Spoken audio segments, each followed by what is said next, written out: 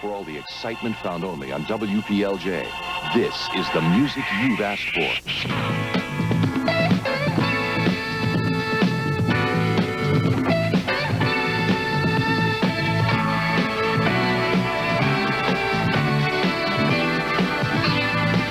WPLJ 95.5 FM, New York's best rock. Channel 2, New York. Last Monday night, playing on the quagmire that was the Los Angeles Memorial Coliseum, the Minnesota Vikings battled their way into the NFC Championship, beating the Rams 14-7. Some said it was the miserable field conditions that did it. So last week in Bloomington, Minnesota, these fans loaded up 5 tons of snow and sent this truck on its way to Dallas, Texas, where the Vikings are going to play the Cowboys for the NFC Championship. But today in Dallas, it has come up Viking weather anyway. It is right now 30 degrees in Dallas, Texas. Fans are huddled as they have come to see who will play Denver in the Super Bowl. Set! Brown 45! Brown 45! Hot, hot, hot, hot, hot, hot!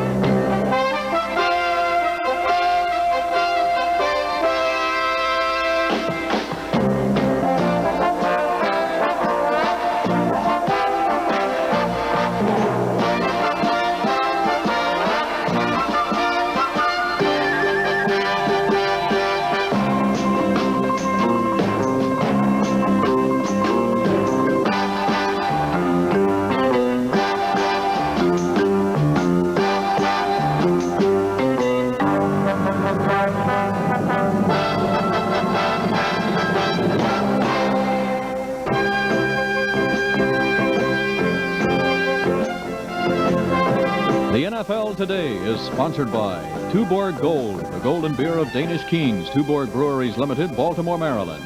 And by Aladdin Stanley Thermos Bottles, the tough ones.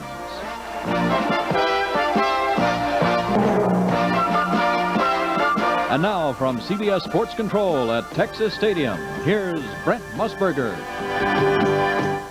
Happy New Year, everyone, and welcome to the NFC Championship game. I don't want to say anything, you guys, but who's the only person that picked Denver to win, to beat Oakland? All right? Can I have a little credit now after all these years? What an amazing story that is, Irv. Denver beating Oakland 20-17. Well, you know, of course, the Oakland Raiders did everything they could to keep Denver off the board, but Denver's been playing excellent defense all year long and came through today with a big effort. So now here it is, Minnesota and Dallas. Here. What is this? What in the world? Phyllis? Yeah. Irv, Brent?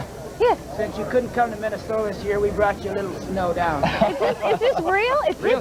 This is real. What, listen, I understand there's this truck outside with 5 tons of snow circling Texas Stadium and they won't let it in. Is that true? That's right. Why is that? I guess they're fighting it. They're fighting. Listen, that's your problem. You worry about it, okay? Hug me. It's our Viking. Terrific. Thank you. That stuff's real. You know, Phyllis, we've got a couple of excellent announcers who are standing by to give us some insight into this upcoming NFC game. And they have the best seat in the whole house, folks. They're sitting high above Texas Stadium here in Irving, Texas. Ben Scully and Alex Hawkins. They're joining me. They're right over here. Happy New Year's, Ben and Scull. Well, a very happy new year to you, Phyllis, to Brent, Irv, and everybody looking in. The Hawk and I are high and dry. We're wearing clean shirts for the occasion, as befits the championship game. And it's the Minnesota Vikings, a miracle team to be here, I'm sure, against Dallas. Hawk, in your heart of hearts, do the Minnesota Vikings have a chance? Well, I got to tell you the truth. I hope they don't have a chance. I'm a Cowboy fan, have been a Cowboy fan. Throughout the year, they've been the best team in football with a 12-2 record. Last week, though, you can't take anything away from the Vikings. They beat the Rams in a game no one thought they could win. They won the final game of the season against Detroit, and they're a class team when it comes to the playoffs. When you look at the cold statistical story going into this game, you see that Dallas is first in offense, first in defense, first in the hearts of Texas, to say the least. Meanwhile, Minnesota is 5th and 7th, so it would appear that if they both play their best game, Dallas will easily. And we'll still remember the line of Edwin Pope, the Miami sports editor, who wrote, "Sending Minnesota to the Super Bowl is like sending a straw man to cover a fire." So we'll see. Let's go back to Phyllis, Brent, and Irv. And Ben, right now, I think first in the hearts of sports fans everywhere would have to be the Denver Broncos. Let's go live now to the bedlam that is Denver. Here is Dan Ryan from our affiliate, KMGH. Dan? Brent, it is absolute pandemonium in Denver this afternoon. The Cinderella story of the NFL this year has been the Denver Broncos, and that story continues on. They have just upset the defending Super Bowl champions. The final score in Mile High Stadium is 20-17. It has been an unusual game. You wouldn't have believed it if you saw it. We have the fans here. The fans have been the story of Denver this whole year. And we're going to talk to a few of them and see what they feel. How do you feel about your Broncos right now? Wonderful. Is that all you got to say? I don't know. How do you feel about it? Terrific. Did you really think they were going to go to the Super Bowl this year? Yes, sir. There are. Now they're going to be playing Dallas and Minnesota. Do you think they can handle either team? I think they can. They can handle both of them. They can handle both teams. So there you have it. Again, the final score. Oakland has lost to the Denver Broncos 20-17. We flip it back now to NFL Today and Brent Musburger. All right, Dan, thank you very much. They're so high in Denver, they say they can handle both of these teams, Dallas and Minnesota. And the NFL Today will continue on CBS Live from Dallas, Texas in just a moment.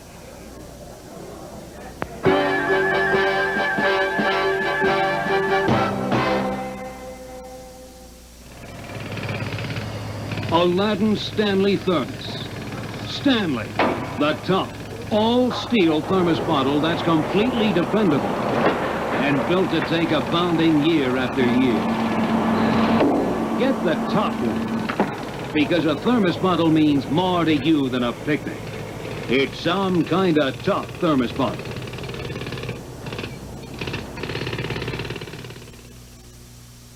Hello, everybody. This is Lowell Thomas, Alaska. A tough place to test car batteries, and that's why we took Motorcraft heavy-duty batteries to Alaska, testing them in 50 GM, Chrysler, and Ford cars and trucks. After 6 punishing months of Alaskan pipeline country, from cruel sub-zero winter to 90 degrees of summer, not one single battery failed. No matter what you drive, wherever you drive, ask for Motorcraft batteries from Ford. Tested tough in Alaska. So long. Rise presents the 3 Softeners. Rise has 3 softeners, so soak your whiskers and softly bid them farewell, farewell, bye-bye. There are 3 softeners in Rise, 3 effective ingredients that help keep your beard moist and soft the whole shave through. Rise has 3 softeners, so soak your... So on the afternoon of January 15th on CBS, it'll be the Denver Broncos in the Super Bowl against either Minnesota or Dallas. Irv, let's talk a little bit about the Cowboys' famed flex defense.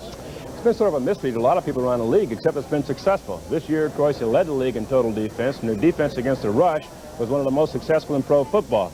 Of course, they contained Walter Payton last week, and this week they'll have to contain, of course, Chuck Foreman. I was so interested in what Tom Landry had told you about how they contained Walter Payton with a flex. When the NFL's premier runner, Walter Payton, managed only 60 yards last week, few should have been surprised. For the Dallas Cowboys' doomsday defense has a habit of closing down exceptional runners in the biggest of all games, the playoffs.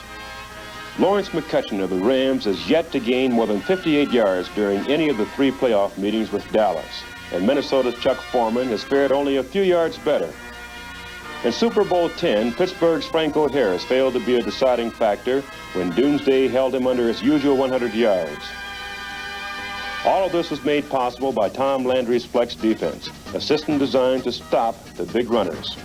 We just concentrate on that particular phase. I think whenever you concentrate on something, you can usually accomplish it, and I believe the flex is very capable of stopping, anybody. I've always felt the 4-3 defense has more opportunities to stop a running game than anything else does, consistently. The flex came from the idea that one lineman was up and the other one was back, sitting on top of the tackle. So we can go inside, outside, or do anything we want to off of it, depending on what the offense is doing. For example, sometimes when Randy White's up, he may explode right off the line of scrimmage. He'll be in the backfield very strong. And the next time, right on top of the guard's nose, he may move inside or outside immediately on the snap of the ball. Well, this causes doubt, in the offensive line's assignments. When you back off a man off the line of scrimmage, you give him a better reading position. He's on the move very quickly when the play goes away from it. And obviously, he's putting himself in a position to move laterally very quick, and he can usually see the blocking pattern develop, so if they have something out wide, he can usually get out there in a hurry. Our whole concept against Peyton was pursuit. Peyton's different than most. We don't have any problem getting a player where a good runner is. But with Peyton, you have to get 2, 3, or 4 players there because he can break tackles so easily. So this was our biggest difficulty getting ready for the Bears. This week you'll be confronted with another great runner, Chuck Foreman. What kind of problems does he present to you? He has great ability. You know, he has great quickness, got good balance. He can catch the football. He can do so many different things for the Viking team that if we don't stop Foreman and control him pretty well, then we don't have a hard time winning the football game. If the track record for Dallas's flex defense holds up, number 44 could be in for a long afternoon. Chuck Foreman will have a dry surface today here in Dallas, but again, it is cold, only 30 degrees. And Phyllis, the quarterback who must attack that is Bob Lee, replacing the injured Fran Tarkenton. A very articulate man, of course, a 10-year veteran of the NFL, and a pleasant surprise to the Vikings. He's led them to this NFC championship. He spoke a little bit about that upset victory of the LA Rams. Nice guy. You'll like him. When Bob Lee replaced the injured Fran Tarkenton at quarterback, most people felt the Minnesota Vikings were in big trouble. But in a must-win game against Detroit, Lee threw 2 touchdown passes, and Minnesota was in the playoffs for the 9th time in 10 years. Last week, led by General Lee, the Vikes upset heavily favored Los Angeles, and now are 1 step away from a 5th Super Bowl appearance. What was the determining factor in the game against the Rams, Bob? Well, hindsight's always easier than your sight at the time, but we didn't even realize how important that first drive would be when we scored the first touchdown. We knew the field was going to deteriorate, and it deteriorated very rapidly. It's been described as 4 inches of mud in the middle, and that is no exaggeration whatsoever. It was ankle-deep mud. I think the first drive put the Rams at such a disadvantage, I don't think they really ever overcame that. To the Rams' credit, they didn't use the weather as an excuse. In fact, they said they thought it would be to their advantage because they have the big running backs, the big offensive line. They are a much larger team than we are. I think maybe we adapted to the weather a little better, a little sooner than they did. We have played in a lot of inclement situations, especially in recent weeks. Many people have said that the Dallas Cowboys are a complete team. Do you agree with that? They have excellent personnel. From a physical standpoint, you don't see any fat people. Everybody looks like they have great speed. They read their keys well. They move around well. I don't know if there is such an animal as a perfect ball club or a perfect football player, but supposedly they and the Rams had the best personnel in the NFC, and now they're the only one left. The Rams aren't playing for the championship, and the Minnesota Vikings are. Are you looking forward to being Martinized? You know, I just heard that expression for the first time the other day from one of our linemen. I've seen Harvey on your interviews. They're great. He does a super job, a very eloquent gentleman, I shall say. I don't think he'll be a gentleman come Sunday. But no, I never look forward to being sacked, and I'm sure our people will do everything they can do to keep Harvey off me. How are you going to play the Cowboys? We're going to play him tough and play him for as long as we have to win the ball game. We're very confident we can win. We feel like maybe we have destiny on our side. We've lost 4 Super Bowls. It's got to be our turn to win one. In order to get back to a Super Bowl, we have to be a great football team, and that's what we're going to Dallas to do. Bob Lee at this moment, along with young Tommy Kramer, preparing for the playoff game against the Dallas Cowboys. And revenge is one of Lee's motives because back in 1971, he was selected ahead of Gary Quazzo and Norm Snead, and the Dallas Cowboys defeated the Minnesota Vikings that afternoon. Bob Lee would like nothing better than to get even. And the NFL Today will continue on CBS in just a moment.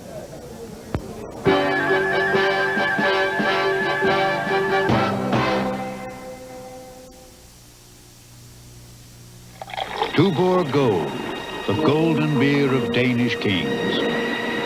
By appointment to the Royal Danish Court.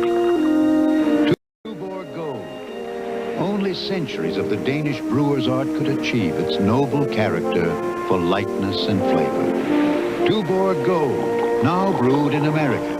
So for about what you'd pay for the king of beers, you can now have Tuborg Gold, the golden beer of Danish kings.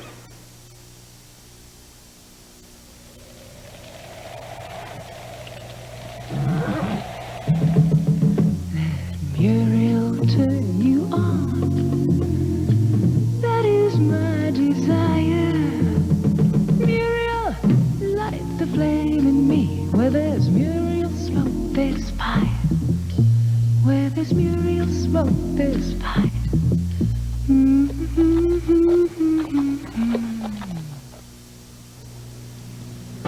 Why are men switching from aerosol hairsprays to Vitalis Super Hold Pump Spray? The pump? Because it doesn't spray any aerosol propellants. The pump? Well, it costs less to use. Save money. It's because the pump is stronger.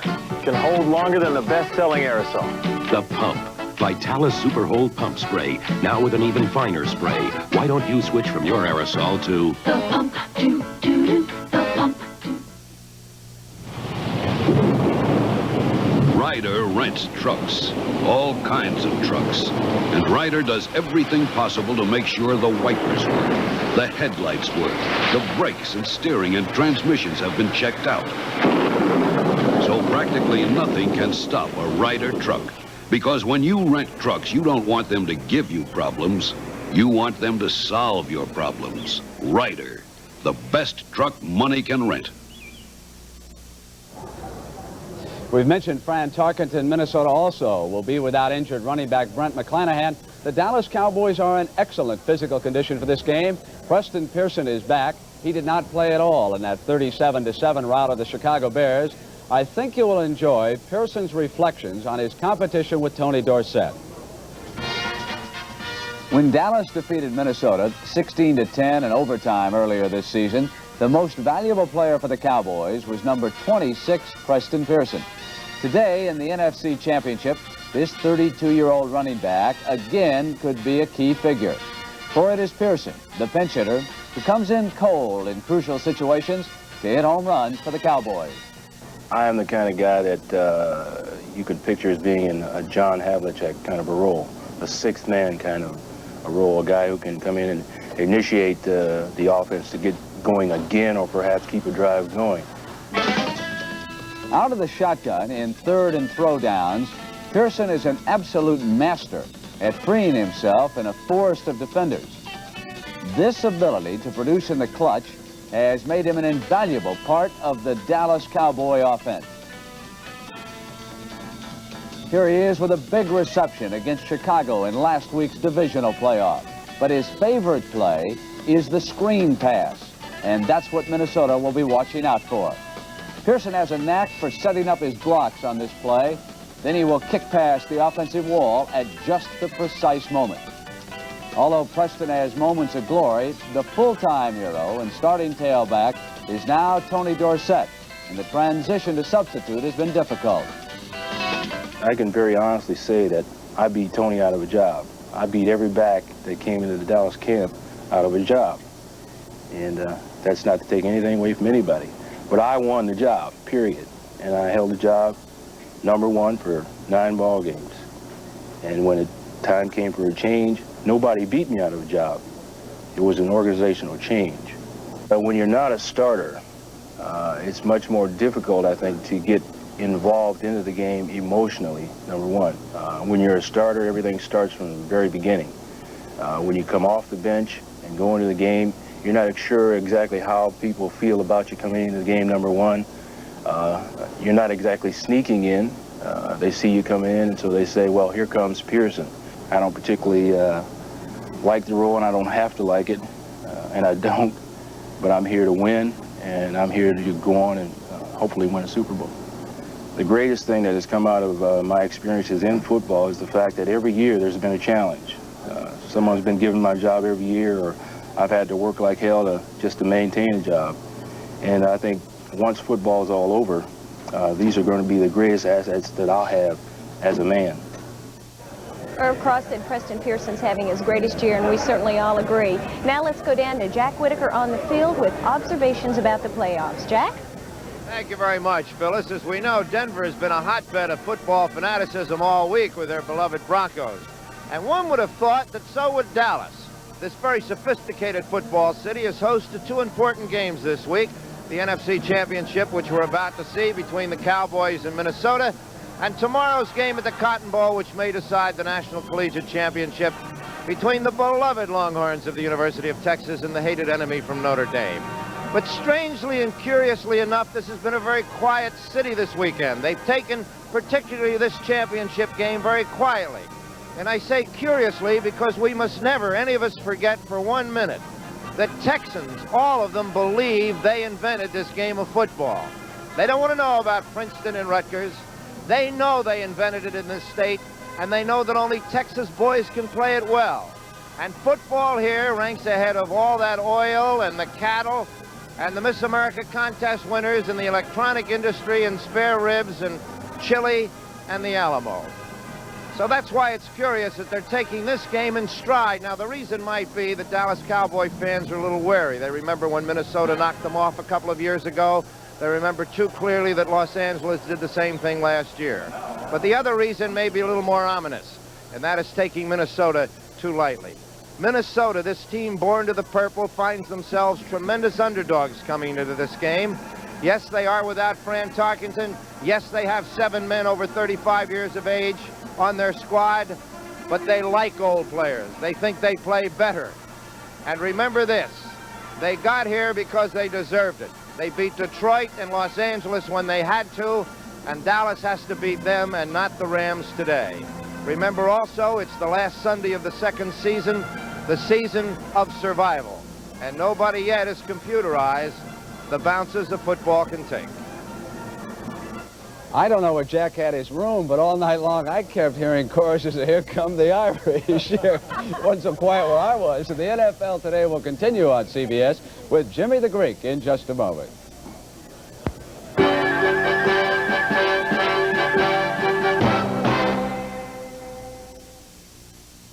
Let's buy our small computer from the giant computer company. You can't beat Goliath. No. Goliath. Right, David?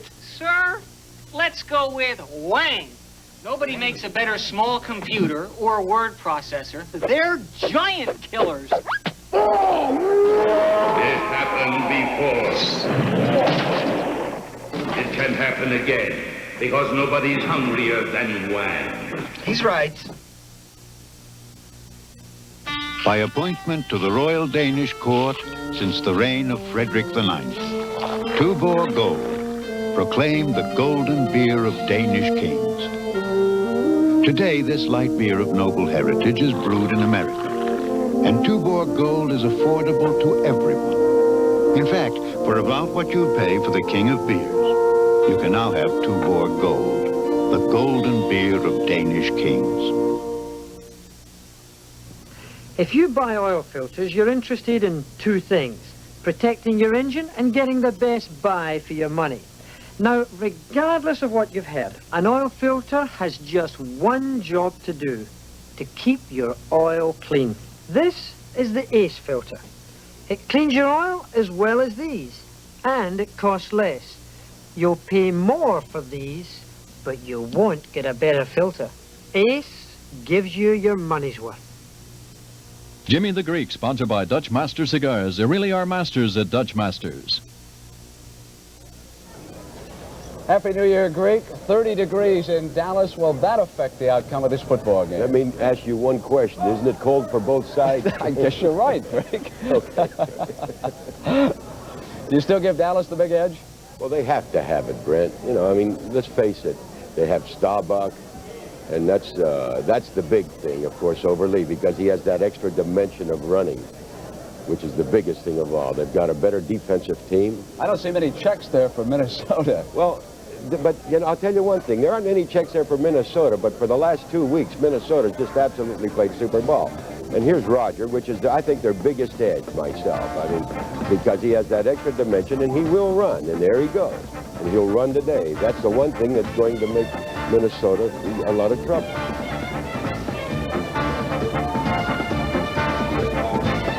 Jimmy, how about the defense for the Dallas Cowboys? They were terrific against Chicago. Brent, let me tell you, though, the one thing that everybody forgets is that the first 8 games, the reason why Dallas was 8-0 is because they turned the ball over 2 and 3 times to the offensive team by plays like such as this. I think that's Waters there. I mean, you know, they gave the ball to the offensive team in beautiful field position, you know, 2 and 3 times every game. The intangible for the Cowboys? 4 weeks on the road for Minnesota. You know, they were at Oakland, the Rams, at Detroit, and here they are now. While the Rams have been at home 4 weeks in a row. I mean, Dallas has been at home 4 weeks in a row. I mean, that's an intangible product. Jimmy, we're going to be right back to take a look at Oakland losing to Denver as the Broncos head to the Super Bowl, and the NFL Today continues in just a moment.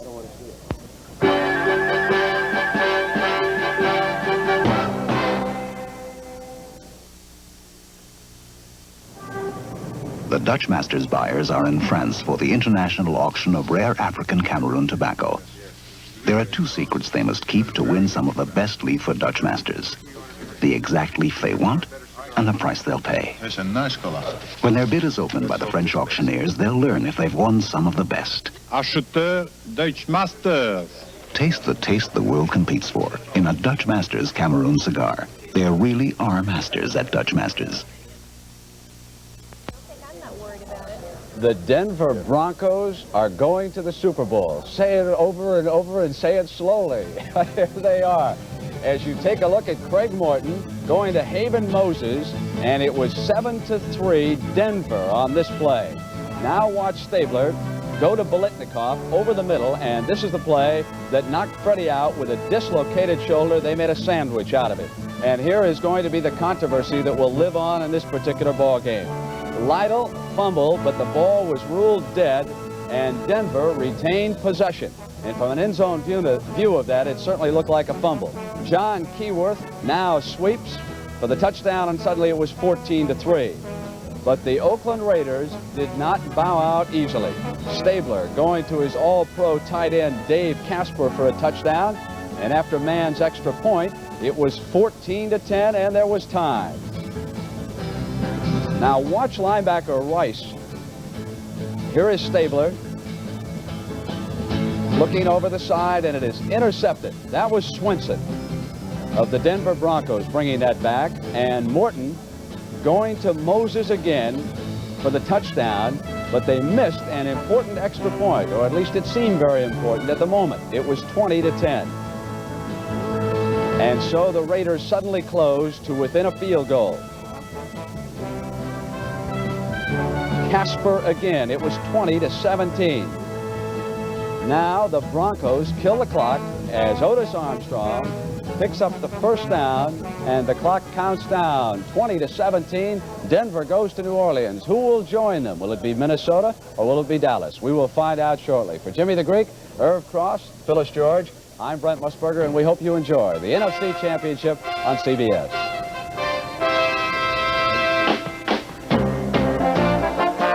The NFL Today is sponsored by Ford and your Ford dealer, who invite you to see their better ideas for 78, including Fairmont, the Ford in your future. Firestone, with 24,000 car service bays coast to coast to serve your automotive needs.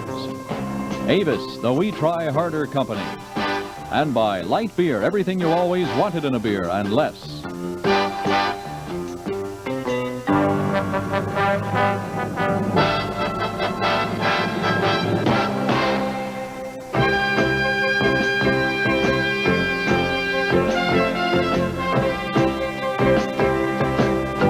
Stay tuned as the NFL Today continues after this word from your local station.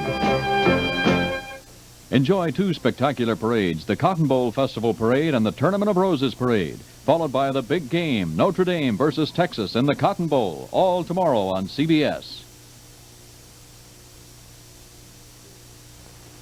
Hey, heard about the new Hall of Reptiles and Amphibians at the Museum of Natural History? Huh?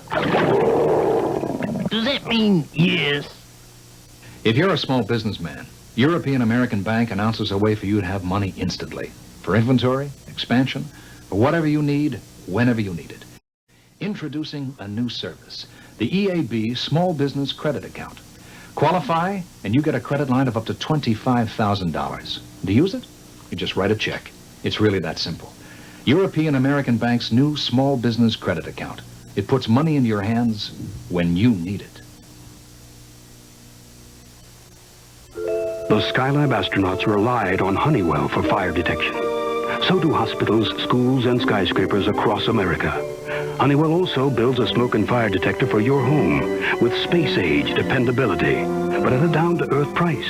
You can pay less, but isn't it worth a few dollars more for a Honeywell smoke detector? Trust Honeywell to protect your family. Available at Channel and JM Fields. Channel 2, New York.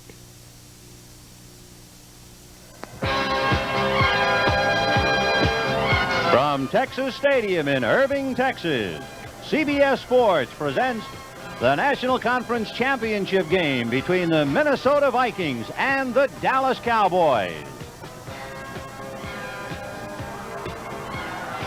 Well, hi, everybody. I'm Vin Scully, along with Alex Hawkins. Welcome to the great state of Texas, where the Dallas Cowboys are #1 in the hearts of just about everybody except a small contingent from Minnesota.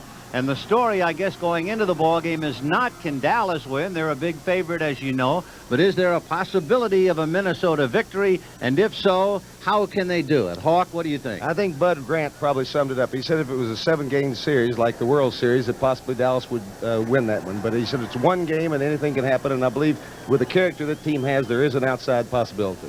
Bob Lee, the quarterback of Minnesota, has inherited a chore normally handled by Fran Tarkenton. Would you say he's equal to the occasion? I'd say that last week he called just about as fine a game as you want to see under the conditions in Los Angeles. Against Detroit, he looked good. Now, when Minnesota has the ball, they will be up against the dreaded flex here in Dallas. And the question will be, can Foreman run on it, and can Bob Lee pass? But right now, they are introducing the players down on the field, and we'll take a look at him. Starting off, the Minnesota Vikings coming out, and there is Mick Tingelhoff playing in his 19th playoff game, and veterans would be the name of this game for sure. Right behind him will be Steve Riley from the University of Southern California. Florida A&M left guard Charles Goodrum, number 68. At right, number 62, that would be Ed White. Here comes Ron Yeri, number 73. Then 83, the tight end Stu Voigt.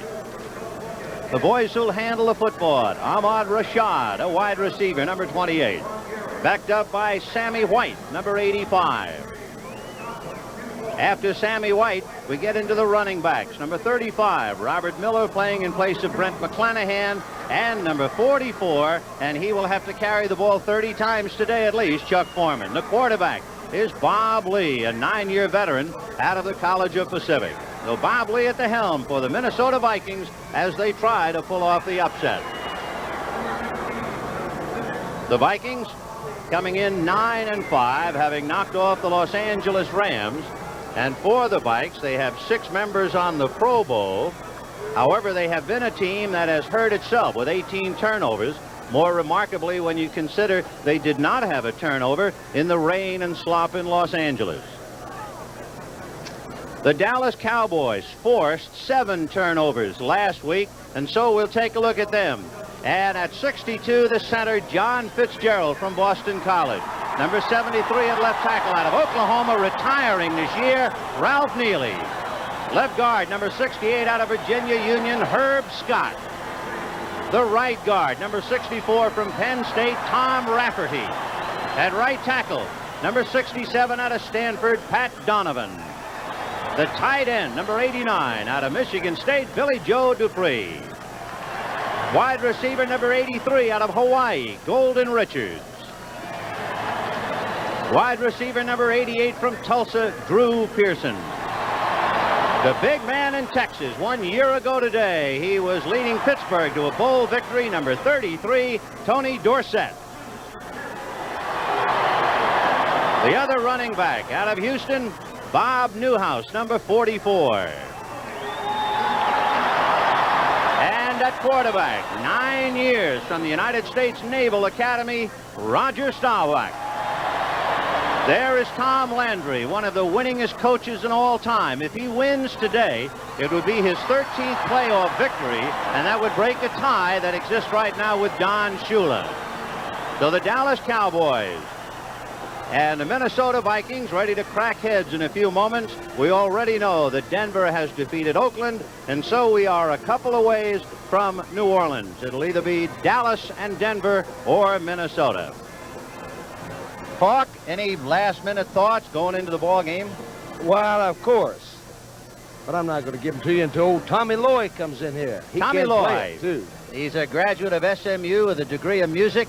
He leads the Upper Dallas Jazz Band, and he has been playing the national anthem solo for 12 years here. So Tommy, front and center for our national anthem. Our national anthem, as Mr. Tommy Lloyd and his trumpet provide the musical background.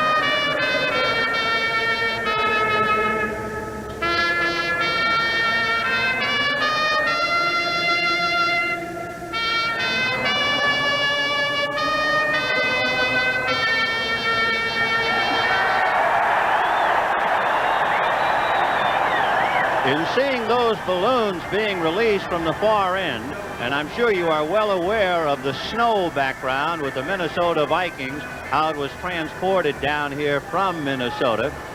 We should point out the question was, were they going to be able to get any of the snow in the ballpark? We have not seen any. Reportedly, fans had brought suitcases full of snow into the stadium. That has not been substantiated. However, when one of the Dallas Cowboy men came out on the field, a fan threw a snowball at him. So there's some snow in here anyway. The captain's meeting, Jim Marshall, in his 19th playoff game, number 70, along with Mick Tingelhoff. Captains of Dallas meet the captains of Minnesota. Staubach, Pearson, good to see you. Salty and company. You'll call the coin in the air, please. Heads he calls.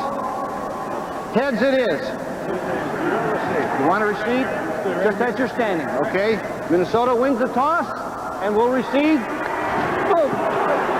Good luck, gentlemen. So the Minnesota Vikings won the toss. And now our officials, with our referee, Pat Haggerty, the umpire, Gordon Wells. Then you have Al Sabato, Dean Look, Tom Kelleher, Dick Dolak, Fred Silva, the alternate, along with Leo Miles. And the Vikings will receive. I talked to Art McNally about that last night, about Fred Silva being the alternate official. He said, despite the controversial calls, he is still rates very high in our opinion. I think it's a nice gesture on their part.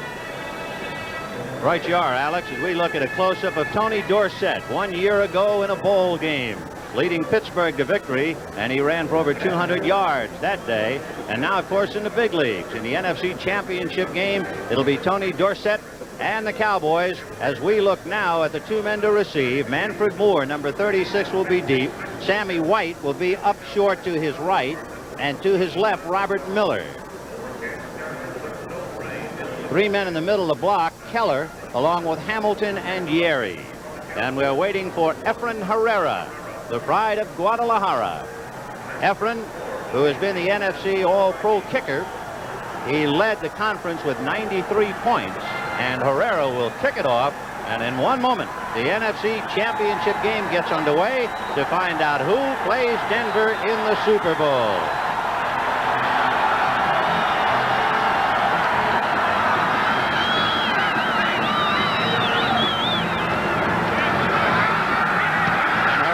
belts it deep. That means Manfred Moore on his 7-yard line to the 20, to the 25, to the 30, to the 35. At the 38, Mike Hegman brought him down, making first contact. Right there with him was Bruce Huthard. So we'll take a look at the Vikings offensively. Up front, Riley, Goodrum, Tingelhoff, White, and Yeri. The men who'll handle the football. Ahmad Rashad, Sammy White, and the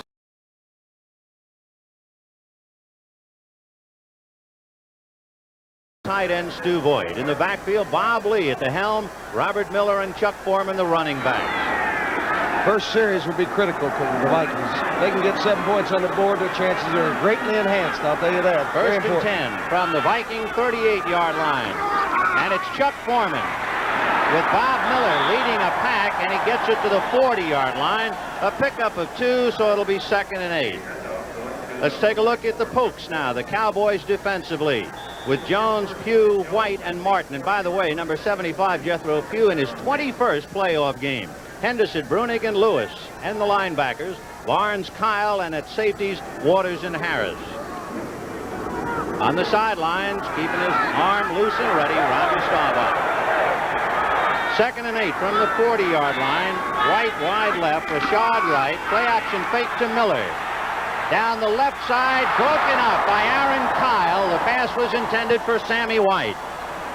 That time the Dallas was in that flex defense. If you remember what the 49ers did to him, they scored about 35 points on Dallas in just that way. Flex defense is very effective against the run, but not so effective against the pass because you touch down your pass rush. 53-year-old Tom Landry, the only coach that Dallas ever had, and his overall record, 161 victories. There is Doug Dumler, who did a remarkable job of snapping the ball in the mud in Los Angeles. 3rd and 8 from the 40-yard line. Slot left. White is inside Grimm. Foreman to Miller, who fumbled, and I think Dallas has recovered. Let's see. Harvey Martin fell on it. Harvey Martin. Robert Miller on what appeared to be an unsure handoff. Take another look. Let's take a look at it and see where the ball comes loose. Handoff is made there.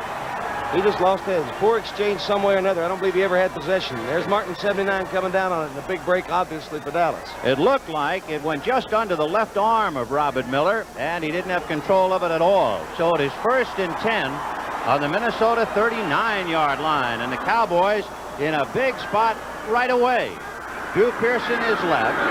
Jay Salty on a wing. Newhouse and Dorsett behind Staubach. Robert Newhouse.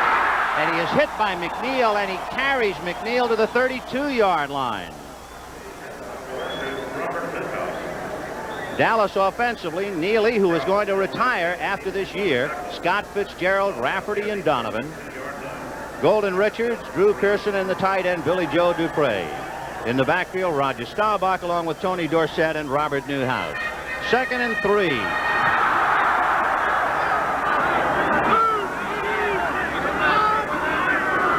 In motion is Drew Pearson. One fake by Staubach, and deep down the left side is Golden Richards. Touchdown, Dallas. All of a sudden, what about it, Ben? Reaching down in the bag, faked a little quick screen that time. Golden Richards just took off. They overcommitted. Take a look at Golden Richards. Number 83, look at him. Beat his legs there, watches Bobby Bryant come up, try to force that quick screen. Gets behind him like a stand-up two-bagger, Ben. A disastrous turn of event for Minnesota, and a big play for Roger Staubach and the Cowboys. A 32-yard scoring pass. Golden Richards all alone. Bobby Bryant, nothing to do but watch him fall in the end zone. Herrera trying to make it 7-0. No good. And so Efren Herrera shocks this crowd by failing the point after. He was 39 for 41 in the regular season, but he missed that one. And so in the early going, Dallas has drawn first blood, leading 6-0. Ford introduces the new Futura. A dramatic combination of styling and technology for 1978 and beyond. Futura, it's striking design is the result of computer modeling and extensive aerodynamic testing. Its excellent fuel economy results in part from the use of lighter weight, high-strength metals in Futura's construction. And Futura's ride is the result of a newly created advanced front suspension system. Futura. In a world where cars are looking more and more alike, it represents a change. A dramatic combination of styling and technology for 1978 and beyond. Realistically priced for today. See your Ford dealer for a personal test drive. In less than 2 minutes, Dallas leading Minnesota 6-0. Harvey Martin recovering a fumble by Robert Miller, and Staubach cashing in chips with 2 plays, a 32-yard touchdown pass to Golden Richards for 6. Efren Herrera missing the point after. We have 13:22 to go in the first quarter. The chairs aren't warm yet, if they heat up at all here in Texas today. And it's Manfred Moore to the 15, to the 20, to the 25, 30, 35, 40, 42. Herrera tried to bring him down and couldn't. Randy Hughes finally hit him at the 42-yard line. A big return by Manfred Moore. Manfred Moore came over in a trade from San Francisco. Last week he was outstanding on punt returns for the Vikings. That's something you don't see happen to the Cowboys very often. Mike Ditka and his special teams doing a heck of a job this year. Look at Efren there. He's a pretty good athlete. He has made a lot of tackles on kickoff teams, unlike so many of the other kickers around. The first tackle Herrera ever made on a kickoff for Dallas, he knocked the receiver unconscious. First and 10. Foreman barreling across the 45, out to the 47-yard line. And, of course, for Minnesota, they need to do something to pump up their spirits. Chuck Foreman is not a bad way to start. What a week he had last week. Over 100 yards in that mud in Los Angeles. Played a great inspirational game last week. Chuck Foreman and Robert Miller. There's Too Tall Jones. Too Tall at 6'9", 265. His mother is 5'5 and a half, which is a shocker. Second and 6 from the 47. Second man, Robert Miller. And he was Jethro Pugh tried to hook him, slowed him up, and down he went. Pugh trying to bring him down with one arm, but Robert Miller, pretty tough little hombre at 5'11", 204-pounder out of Kansas, playing for the injured Brent McClanahan. Remember that Walter Payton in 13 carries could get only 60 yards against this tough Dallas defense. So the challenge is out there for the Vikings. 3rd and 4 from almost a long 5.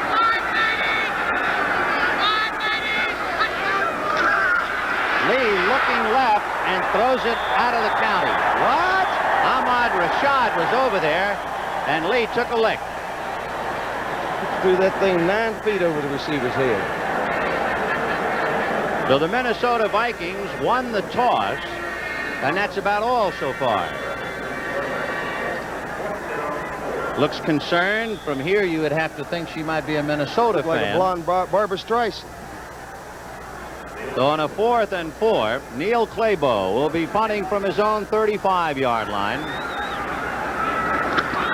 Larry Brinson deep, and Butch Johnson will handle it. And Look Johnson is staggered but stays on his feet and finally goes down just short. It was Studwell who hit him first, and he finally brought it back up across the 20-yard line, as you saw. So we've got 11 minutes and 42 seconds to go in the first quarter. Dallas 6, Minnesota nothing.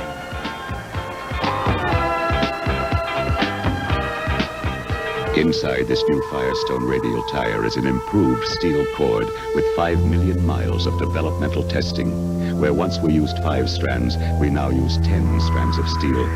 7 around 2, wrapped by 1. A cord construction so important, Firestone named the tire for it. 7, 2, 1. The new steel-belted radial 721. Now, from Firestone.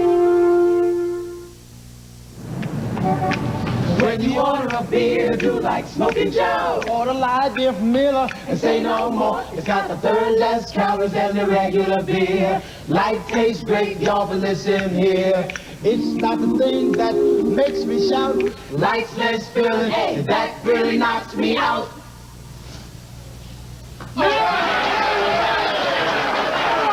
Light beer from Miller. Everything you always wanted in a beer and less. Benny Barnes, a 6-year man out of Stanford, injured on that last punt. And Barnes slowly coming off the field. And meanwhile on the sidelines, it's the Dallas Cowpoke against the Minnesota Vikings. Get after it. Meanwhile, Roger Staubach and company will put it in play, 1st and 10. The ball just shy of the 20-yard line. Dallas leading 6-0, 11:42 in the first quarter. Drew Pearson is wide right. Robert Newhouse grabbed by Fred McNeil at the 20, and he falls forward to the 22 because it was a high tackle. Benny Barnes being ministered to right now. Looks like he got a kick in the inside of the right knee. I don't believe it's serious. He'll probably be back in the ball game. Mark Washington has been a starter on that side and was, in fact, for 2 or 3 years before Barnes moved him out of there. He could play very capably. On that last play, Tony Dorsett getting up very slowly. 2nd and 8 from the Cowboy 22. Pearson is wide left, Golden Richards wide right. Dorsett, deep man out of the eye. Staubach on a draw to Dorsett. He runs by Matt Blair. Jeff Seaman brings him down, and Paul Krause goes over the top of his helmet as he is just short of the first down. It would figure he'll need a yard. Dorsett is getting up kind of slow. Look at that. He took a lick on the previous play. I'm surprised he went into the huddle hurting from the previous play. I'm surprised they gave him the ball that time. He got an injury last week, came back in and 2 plays later scored, though. Guy like that, whoa. Of course, Roger Staubach, the quarterback, played with a bad thumb, a bad bruise. In fact, Blackie Sheridan, talking about Staubach, said he sits down as often as the Statue of Liberty. Roger play with anything. He's quite a competitor. So he's very expecting Dorsett to do the same. Pearson wide left. Butch Johnson wide right. Both backs go out, and so does Staubach. And he runs into Seaman, who brings him down just very close to the first down. It'll be a question as to where they spot it. Pretty near, but not plumb. Not quite. Evidently a pretty good job on the Minnesota secondary with all the receivers covered, and Roger tried to go for the first down, couldn't do it. I think Roger might have had run in mind that time. He didn't take a very deep drop that time, Ben. Manfred Moore goes back to the Viking 32-yard line, and Danny White will be kicking from the Dallas 15. 9:35 in the first quarter. It is 6-0 Dallas.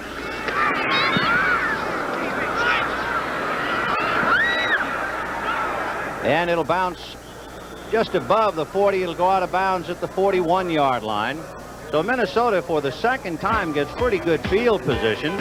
It'll be the 3rd time they get their hands on the football, and the Cowboys cashed in their first set in 2 plays to lead 6-0.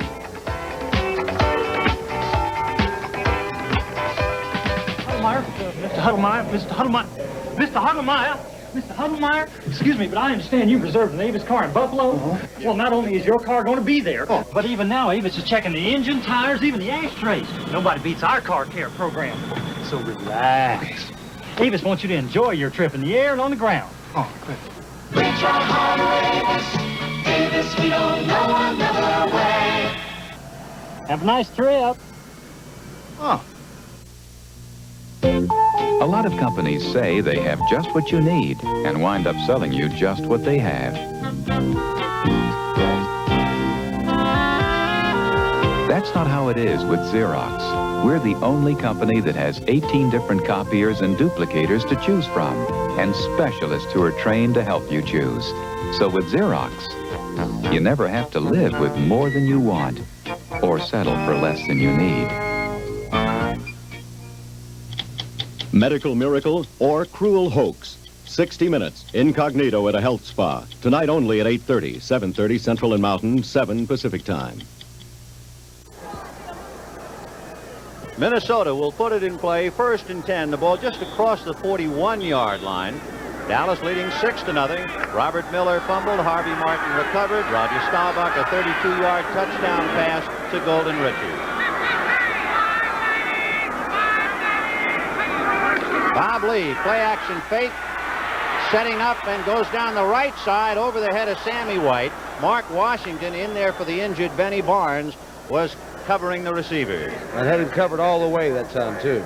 Sammy White and Bob Lee. Lee is quite a story. His dad was the news editor and bureau chief for the Associated Press. He used to go into locker rooms in San Francisco and get post-game quotes. With the biggest event in his life, when he was 10 years old, he had an infection of the frontal sinus and the bone around the eyeball. He had an operation that saved his life, and 22 years later, here he is in the championship game. 2nd and 10 from the 42. Chuck Foreman running into a crowd and brought down shy of the 45. Jethro Pugh and Ed Jones, too tall. Last 2 games have been his strongest ever in his career. He's really coming on. Let's take a look at a wheel. Let's take a look at it. Chuck Foreman, number 44, with a handoff. Look at Ed Jones there, number 72, and what a grasp. Jamming it all up. Well, they drafted him number 1, and they thought he was going to be a world beater, and he was kind of slow. He's been a steady performer, but in the last 2 weeks, they tell me he's come on to be one of the really top defensive players in the game. Big play, 3rd and 8. Rashad wide left, White in a slot inside Grimm to the right. Back staying in, now the release to Foreman, and he gets across midfield and picks up the first down. Cliff Harris met him head on as he went hurtling through the air. Well, you So wonder why he doesn't have more injuries than he does, as reckless as he plays. What a reckless, abandoned player he is. Bob Lee with a rollout, couldn't throw a safer pass than this. He needs to get a couple completions, settle him down a little bit. Watch this. The guy's legs are still running in the air. Mark Washington upended him, and Cliff Harris hit him head on. So the Vikings have it 1st and 10 on the Cowboy 47. Rashad is left, White is right. Here goes Robert Miller behind a Charles Goodrum block, and he gets across the 45. Goody, number 68, was leading the pack. We mentioned veteran teams. Mick Tingelhoff and Jim Marshall for the Vikings in their 19th playoff game. Jethro Pugh, number 75 for Dallas, in his 21st playoff game. And on the sideline, Benny Barnes getting that right knee tape. Figures that Benny Barnes will be back a little bit later. 2nd and 7. And Foreman gets to the 40-yard line. So he still has 3 yards to go for the first down to keep the drive alive. My boy Charlie Waters on the tackle. Clemson University. Come on to be one of the top safety men in football. 3 interceptions last week in that game against the Bears. That tied a record that goes back to 1944. So Charlie Waters, number 43, along with Cliff Harris. Charlie just had a little baby girl about a week ago, I guess. 10 pounds. 3rd down and 3 from the 40. And it is Foreman. Who else? And he is across the 35 for the first down. Brought down by who else? Cliff Harris. Mick Tingelhoff, a veteran of so many years. 16 of them, and Ed White. Watch their blocks this time. Good one by Yeri, too. Big gaping hole, as you see there. Cliff Harris finally nails it. The Dallas bench, and in particular Robert Newhouse, keeping his hands warm.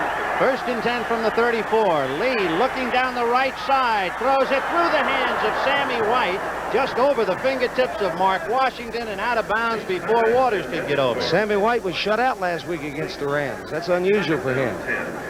Heck of a receiver. Rookie of the year, as everybody knows, last year. 9 touchdown passes this year. He can hurt you deep.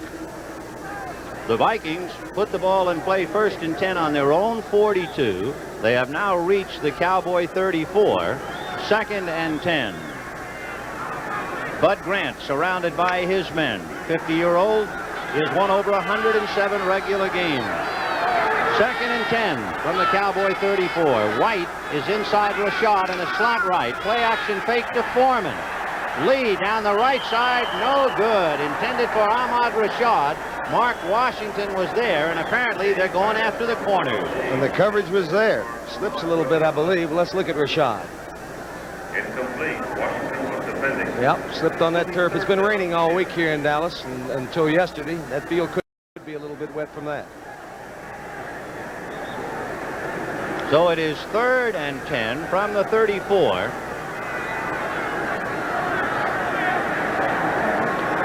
Six to nothing Dallas. Efren Herrera missing the point after.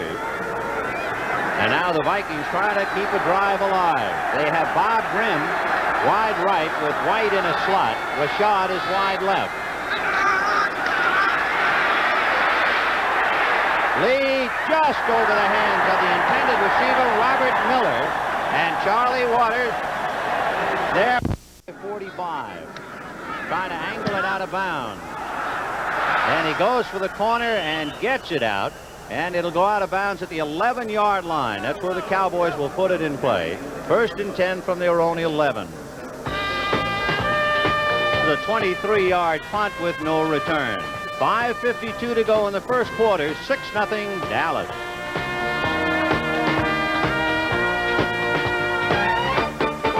This signal is searching for a General Electric VIR color TV.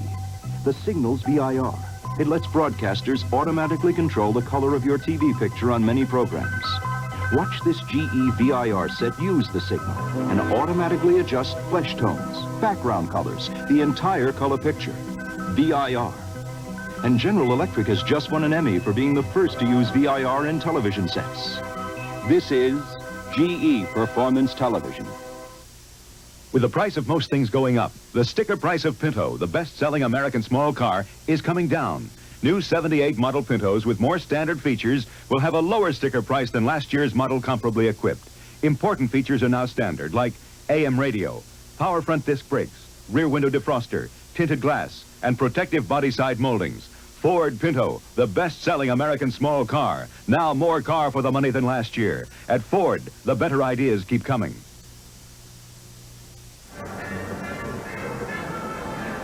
The 1978 CBS Sports Spectacular presenting an exciting calendar of outstanding events. In January, the WBC World Light Heavyweight Championship between defending champion Miguel Cuello and Mate Parlov. The World Lightweight Championship, Roberto Duran against Esteban de Jesus, also coming up, so that'll be 1978 CBS Sports Spectacular, something to see. 1st and 10 from the 11. Tony Dorsett gets out across the 10-yard line before jumping over people to go down shy of the 15.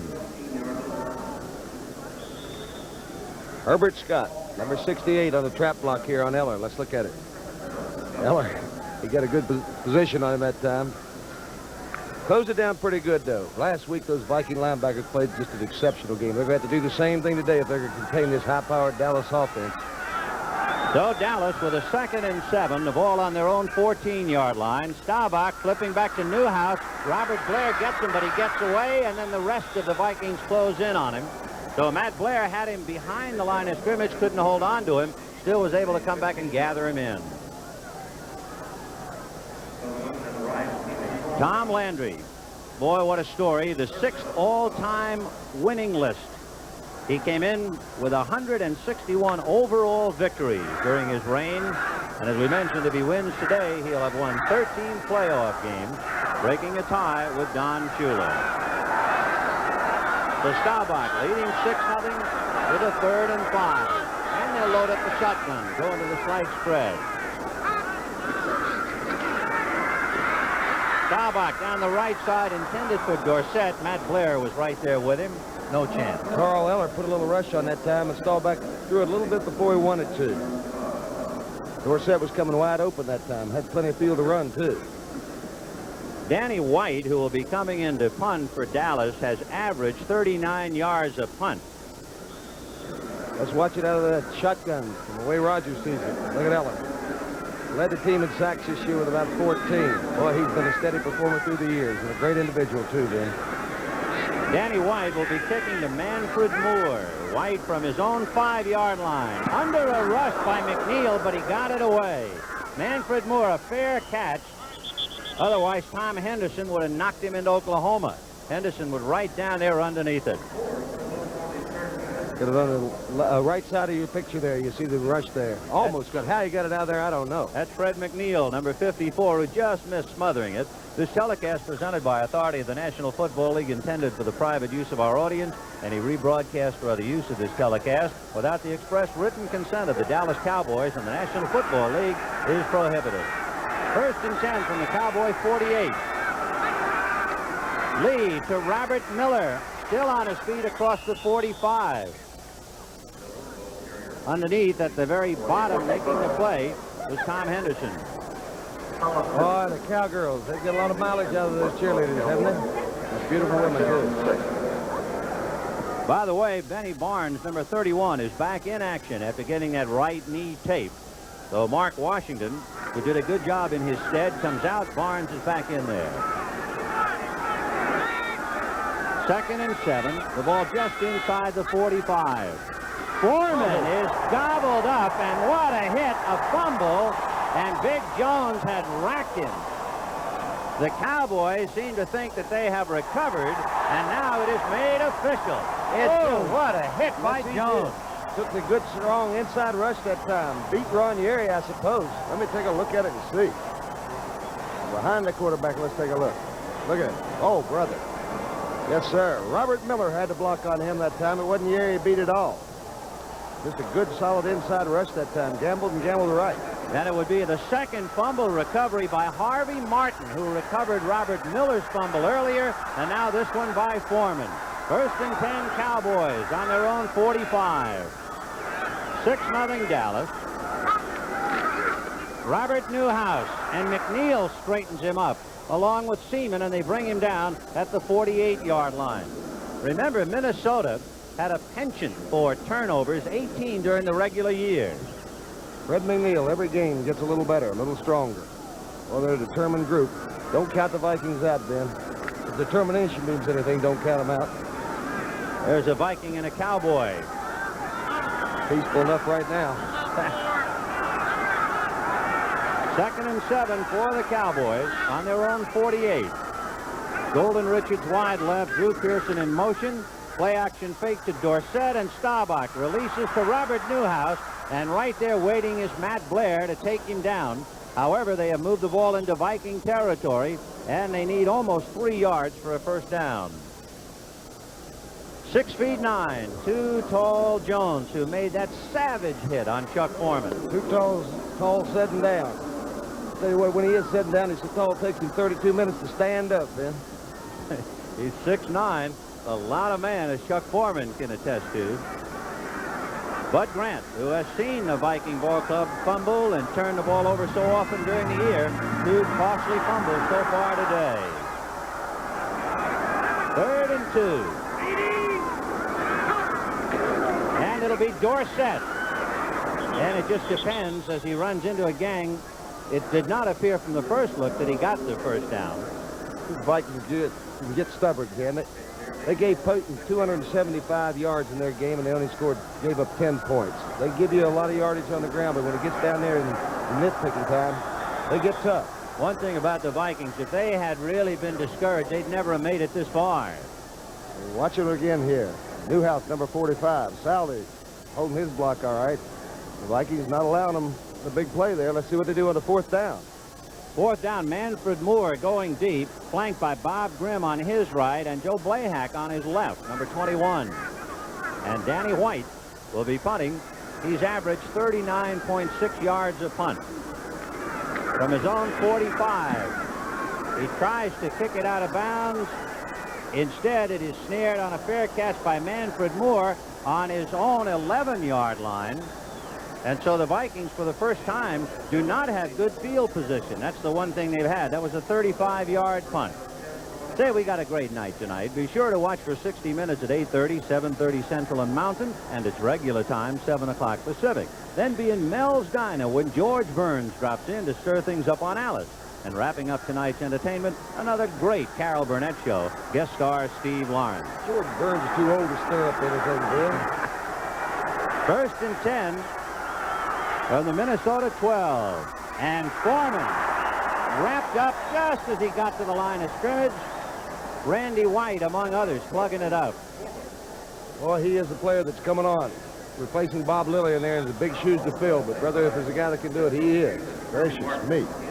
Randy White, out of Maryland. He's going to be a great football player. Not as big as Lilly, but every bit as quick, perhaps even stronger. So they picked up 1 on that play. As we look at Ron Yeri trying to find out where Ed Jones is coming from. 2nd and 9, Sammy White in motion to the left. And Chuck Foreman gets across the 15 to the 17. Bob Brunig had a big shot and brought him down, number 53. Brunig has done a good job inheriting a great role played by Leroy Jordan.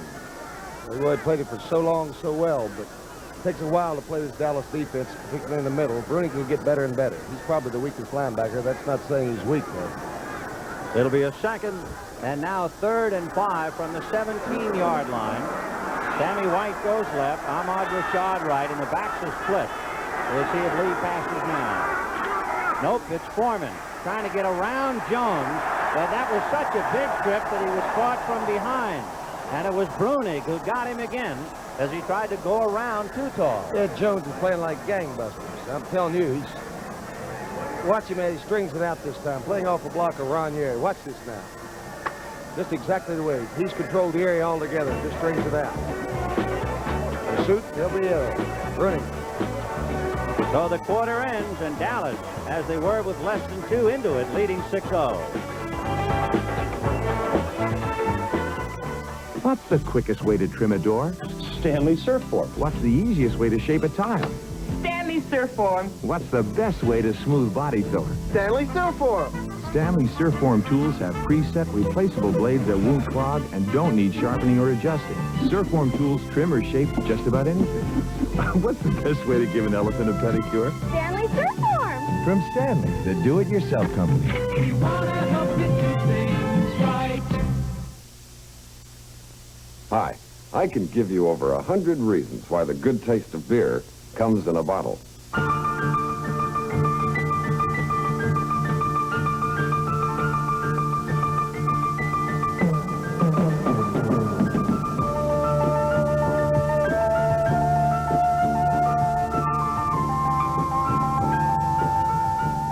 You get the idea. Now get the good taste of beer. It comes in a bottle. Sir, excuse me. You just bought a new maintenance-free Firestone Forever battery. How come? Well, the warranty. You see, if this battery ever fails to hold a charge for the original owner, that's me, in the car in which it was originally installed, right here, Firestone will replace it free with proof of purchase, provided it's not merely discharged or damaged due to accident or abuse. Oh, and I don't even have to put in water. Does that answer your question? Yes, it sure does. The Forever battery, now maintenance-free.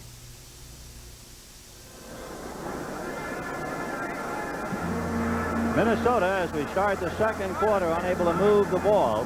And so on a 4th and 4, Neil Clabo will have to punt it out from his own 5-yard line. Butch Johnson all alone on the Cowboy 40. And Butch comes to meet it head-on at midfield to the 45, and down he goes, Matt Blair, bringing him down immediately. So Butch Johnson, who, by the way, his real name is Michael. That ought to get some airing. And Butch Johnson brings the return back, and Dallas will take over a 4-yard return on a 32-yard punt. 6-0 Dallas. A Robert Miller fumble recovered by Harvey Martin. A 32-yard touchdown pass. Roger Staubach to Golden Richards.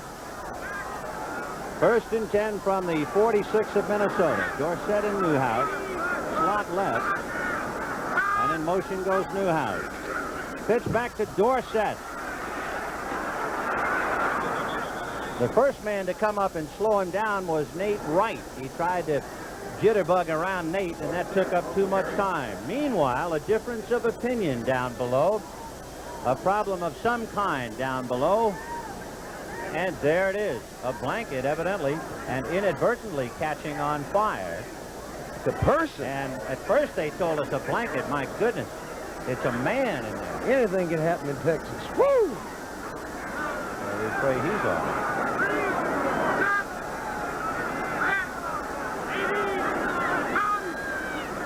That's Drew Pearson in motion to the left. Staubach giving to Dorsett. He has Donovan putting a block on Nate Wright, but he couldn't do it. And Rafferty finally pushing Nate around a little, and Nate still able to slow him down and jam it up. Number 43 from Minnesota, Nate Wright, ruining that play for the Dallas Cowboys. Ball on the Minnesota 44-yard line. Well, the Cowboys got an early score, and they're holding it. The Vikings should be a tired team. That's what Bud Grant indicated at the press conference. They've had 4 different practice fields in the last 4 days. In the last 7 games in the season, they've been in 6 different seasons. They're a weary team. They're going to give you a performance. Out of the shotgun goes Staubach, 3rd and 7. Roger cranking up and going down the right side off the hand of Nate Wright, and it was intended for Drew Pearson. The same area they slipped a little while ago. Might be some wet turf down there somehow. So Drew Pearson going off, as are the offensive line of the Cowboys, and the special teams come in for Minnesota. Now Manfred Moore and Bob Grimm go back along with Joe Blaha. And Danny White will be punting for the Cowboys. Just the start of the second quarter, with Dallas leading Minnesota 6-0. Mark Washington and Aaron Kyle are the 2 men to get down. Look out. Danny White is running to the 35, 30, out of bounds, and it is first down Dallas, as Danny White runs for the first down out of punt formation. That's something you don't expect to have happen in a championship game to the Minnesota Vikings It is the first time it has happened this year. And that's preconceived. They knew what they were doing that time. You see the convoy waiting for him. Danny White, backup quarterback to Roger Staubach, a punter, but he's an all-around athlete, a good athlete. So Danny White runs the ball out of bounds inside the 30 to the 29-yard line of Minnesota, 1st and 10. Drew Pearson on a wing right, along with Jay Salty, so 2 tight ends in there as Pearson goes in motion.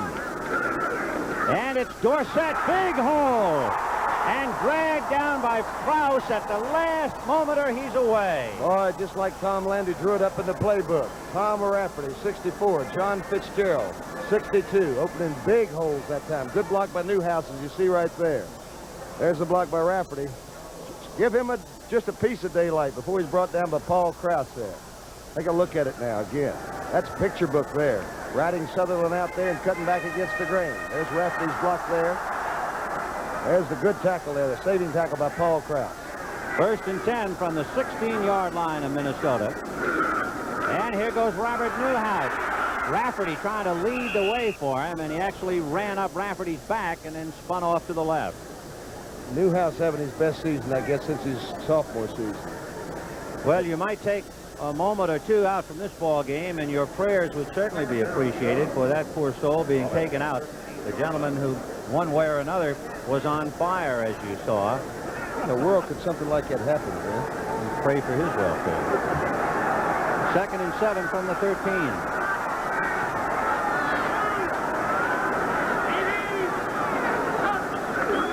Second man is Dorsett, and he's across the 10.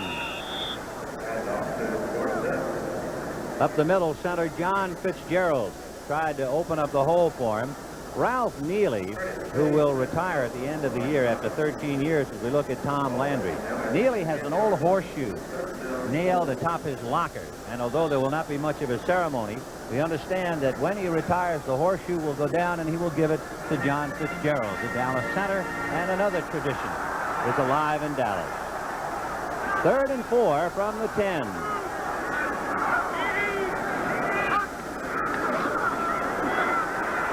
Staubach going high down the middle, flag on the play.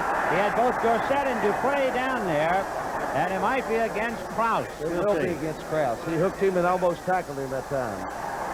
He had his, just completely looked like he was trying to tackle him around the waist that time. So the veteran, Paul Krause, 14 years. Guilty, and we can take a look at it. Oh, Krause, who's tied Emlyn Tunnell with 79 career interceptions. That time was beaten. We have a holding defense. Look at the time he has to throw there. Good passing lane right there. You didn't get to see it. Dupree is just so big and so physical. Last week he outmuscled a Bear receiver for a touchdown. So it'll be 1st and goal from the 5. And the Cowboys leading 6-0. Scored early in the first quarter, and with 11:45 in the second quarter, try to do it again. Jay Salty along with Dupre. Now 2 tight ends are in there. Pearson on a wing left. And it'll be Robert Newhouse. And Newhouse goes barreling across. And the Cowboys have done the one thing that Minnesota feared. They have gotten out in front, and it seems almost impossible that Minnesota can come back. With Rafferty and Donovan looking for a St. Patrick's Day parade. Open up the hole. From behind, we'll see the big blocks there. Pat Donovan and Rafferty. Probably the 2 best linemen on the Dallas team. Look at the determination of Newhouse. He wants in that colored grass there, brother.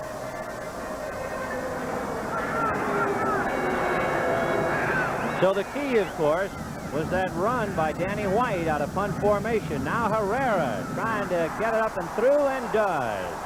And the Dallas Cowboys leading the Minnesota Vikings 13-0. We have 11 minutes and 41 seconds left to go in the second quarter here at Texas Stadium in Irving.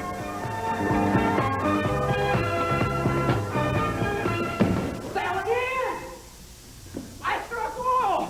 Wing gets married now. But, Billy Joe, you are dressed for a Del Rio dogfight. You'd sure look better in Hager's slacks. Or a Hager sport coat and slacks.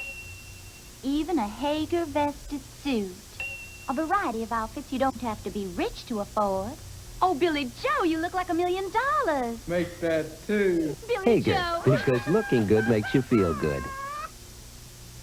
Energy for a stronger America. Excuse me, Mr. Johnson. Yeah? Do you know you're one of America's most valuable energy sources? I am? That insulation you're installing isn't only going to save you a lot of money. Yeah? It's going to help our country save energy. So? So thank you. You're welcome. By saving energy, you're helping hold down foreign imports, while companies like Exxon develop other energy sources like coal, nuclear fuel, and solar power. Energy for a strong America. Robert Newhouse catching his breath after a 5-yard plunge for a touchdown. The Dallas Cowboys leading 13-0. Efren Herrera will be kicking off. Manfred Moore is deep. The key play, Danny White running out of punt formation to pick up a first down inside the Minnesota 30. That kept the drive alive. And it'll be handled by Sammy White. And White still going to the 40, to the 45 before he is dragged down. Huther and Brown making the tackles. So Tom Landry has seen his Cowboys get out in front 13-0. And on the message board, the Cowboys and Vikings and All-Americans wishing a very happy new year to Senator Hubert Humphrey. Vikings again with excellent field position. It's almost imperative they put something on the board now and get back in the ball game. It was a fine return, 37 yards by Sammy White. 1st and 10 from the 48. White goes right, Ahmad Rashad left. Play action fake to Miller, who stays in to block. And Lee going high and deep for Sammy White. No good. A flag on the play. Charlie Waters and Benny Barnes evidently interfering with Sammy White inside the 10-yard line. If there's any question as to how strong Bobby Lee's arm is, look at it right here. Not only did he throw it a long way, I think he was looking for somebody on the left side. He throws it up there so tremendously high. Look at it. He didn't come into the picture yet. Like he threw it from the top of the stadium, and you could clearly see the interference there on Waters. Sammy White had to wait for the ball, and by that time they caught up to him and bumped him. That is the first penalty against Dallas. There has been only one penalty against the Vikes. So remember, the Dallas Cowboys had it 1st and goal from the 5 and punched it over. Now it's 1st and goal from the 8 for Minnesota. That's a 44-yard gain on that interference. White goes left, Rashad right. And Bob Lee trying to get the Vikings back in the game. Another fumble, but Foreman recovered it. And he just did get it back because Jethro Pugh just missed scooping it up. No turnovers last week at all. We'll see the ball pop loose here, I believe. Before exchange from center, he almost lost it there. That's what the problem was. Lee never got control of it, trying to hand it to Foreman. Foreman very right alertly by picks it up. Jethro Pugh up into Chuck's lap that time, or they turn it over again. That's a little late for that now. It is 2nd and goal from the 7. Foreman inside the 5. It's hard to believe they could not have a turnover in the rain and mud and then handle the ball so loosely here today unless there's some kind of a lack of concentration. That's what it has to be, and a weary team will make mistakes like that. And they obviously are tired. Last week, of course, they ran so well to the left side off the blocks of Goodrum and Steve Riley. They're doing the same thing today. Who are you going to give it to but a guy? Look at the determination in Chuck Foreman. You've got to get both these legs wrapped up before he's going to stop on you. 3rd and goal from the 4. White and Rashad are left. Play action fake to Foreman. Lee under a rush by Randy White. Whoa. And White decks him at the 16-yard line. They lose 12 yards on the play. It was play action fake that time, and I didn't quite understand what for. I don't believe anybody was fooled. Watch Bob Lee. I don't understand why Randy White just took a strong inside rush that time. Oh, he's an athlete, and he's going to get better and better and better. By the way, the Cowboys led the conference with 53 sacks this year. So we'll have a field goal attempt by Fred Cox. They'll spot it at the 22, a 32-yard effort by Cox. It is good. How boy, Fred Cox, who will retire at the end of the year and is the 2nd greatest scorer in history behind George Blanda, gets Minnesota on the board with 9:57 to the half. 13-3 Dallas.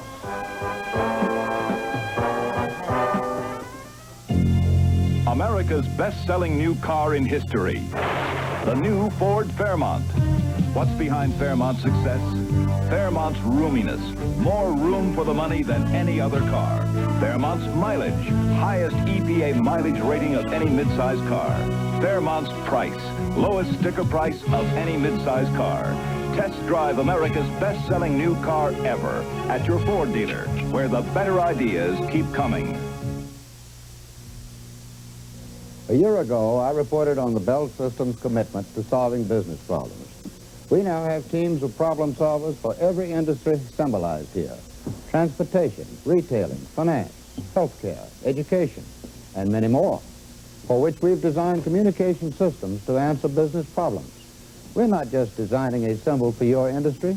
We're redesigning the Bell System's marketing approach to serve your needs. George Burns! It's Burns and Alice.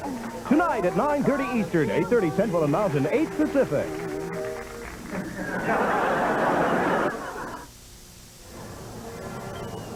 4 plays, 38 yards, resulting in a 32-yard field goal by Fred Cox. The sack by Randy White took all the air out of a possible touchdown balloon. And now Fred Cox starts it and squirts one low on the ground.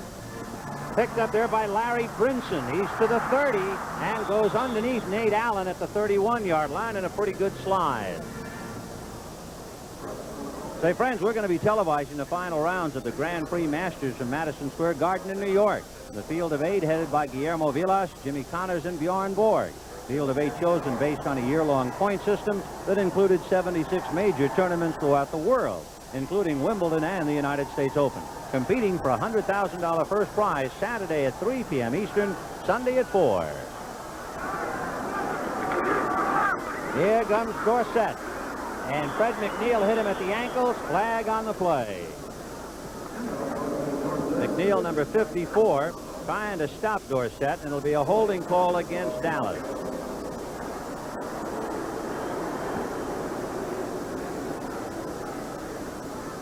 (13-3) in favor of the Cowboys. Well, in these championship games, you just can't make mistakes. You think about that now, though. On the punt, Danny White. We have holding, number 64, Hawkins. A fumble sets up Dallas's first score, and then a fake punt sets up a second. You just can't afford any mistakes in these games. There's a lot at stake as the ball is put on the Dallas 22. 1st and 20. That's Newhouse in motion. And there goes Dorsett. However, Fred McNeil as he fumbles, but Dallas recovers. Fred McNeil did a good job of taking the block by Fitzgerald and Rafferty.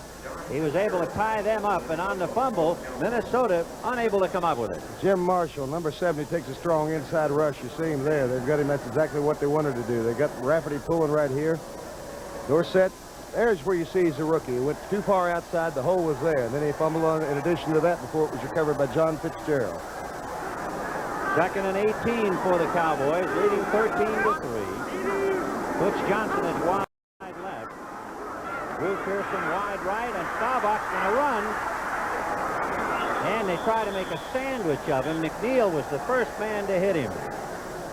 But a Cowboy getting up pretty slow, too, then. That's Dorsett again. Dorsett is limping on that play. There he goes.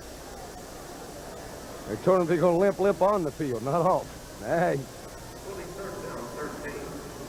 Roger Staubach, probably the most effective thing he does. He only does it 3 or 4 times a game, but how many first downs has he picked up running with a football? That's that added dimension. And just think, it wasn't that many years ago they said the quarterback that runs the ball can't play very long. Well, they load up the shotgun. 3rd and 13 from the 29. Preston Pearson staying in to block. Staubach with plenty of time, still looking. Jim Marshall can't get him. So now he unloads and completes it to Golden Richards, and they gang tackle him out of bounds. Jim Marshall had Staubach in the backfield, and Roger just did get away with checking the time to see how long he had, almost 4.5 seconds, and we'll add to that for a total of almost 10 seconds for Roger Staubach before he threw the ball. 10 seconds. Yes, sir. And didn't find anybody open. Tony Hill was about 30 yards behind anybody, but Roger couldn't have got it there with a cannon. Virtually no pass rush. The Vikings have been in trouble with that all year. Outside of Eller, they really haven't had a first-rate pass rusher. Alan Page is going to have to come alive. Well, Danny White figures to punt it this time, and he does. And it's Manfred Moore backtracking to his own 24. End of story. Jay Saldy hit him first, number 87. And there's Saldy just now getting up. Who did he hit him? He's been a valuable player to the Cowboy team, brother. He's paid a price for it, however. You usually do when you come down there in abandon like that.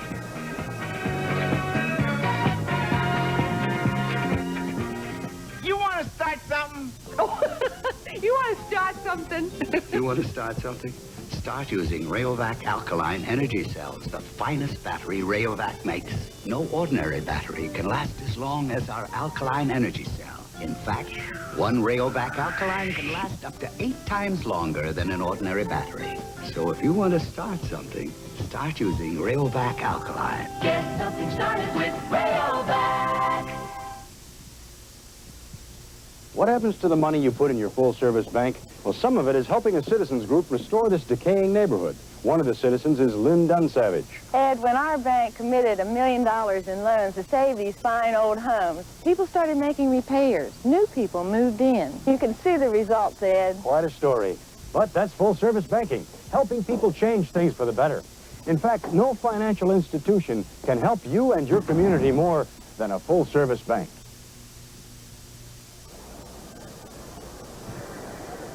Tony Dorsett, 4 yards a carry, limped off the field. He has had 3 pretty good shots so far in this game, but he just nodded as if to say, yes, I'm okay. Meanwhile, Jay Saldy, who made that tackle, is still down, number 87. We might take another look as Manfred Moore is trying to get out of the way. Saldy hit him on the left ankle, and then the rest of the Cowboys came in, so Saldy took the beating since he was the bottom man. By the way, we have a moment to tell you, and I'm sure you are concerned, the gentleman we saw literally in flames, and the flames were smothered and he was taken out of the stadium. The preliminary report is he is at the hospital, he is coherent, he is not in too much pain. Evidently he was dressed something like a snowman, and an unofficial report said a cigarette ash evidently set fire to his costume, so we pray for his safety. Back to Jay Saldy, that might be a bigger injury than you'd know. He was very instrumental in some of the Dallas formations. They use him quite a bit when they use a double tight end situation, not just on short yardage plays. He's an offensive weapon for them. Looked like his right knee that was banged up on it. 1st and 10 from the 23 for the Vikings. Chuck Foreman gets across the 25, but there's a flag on the play.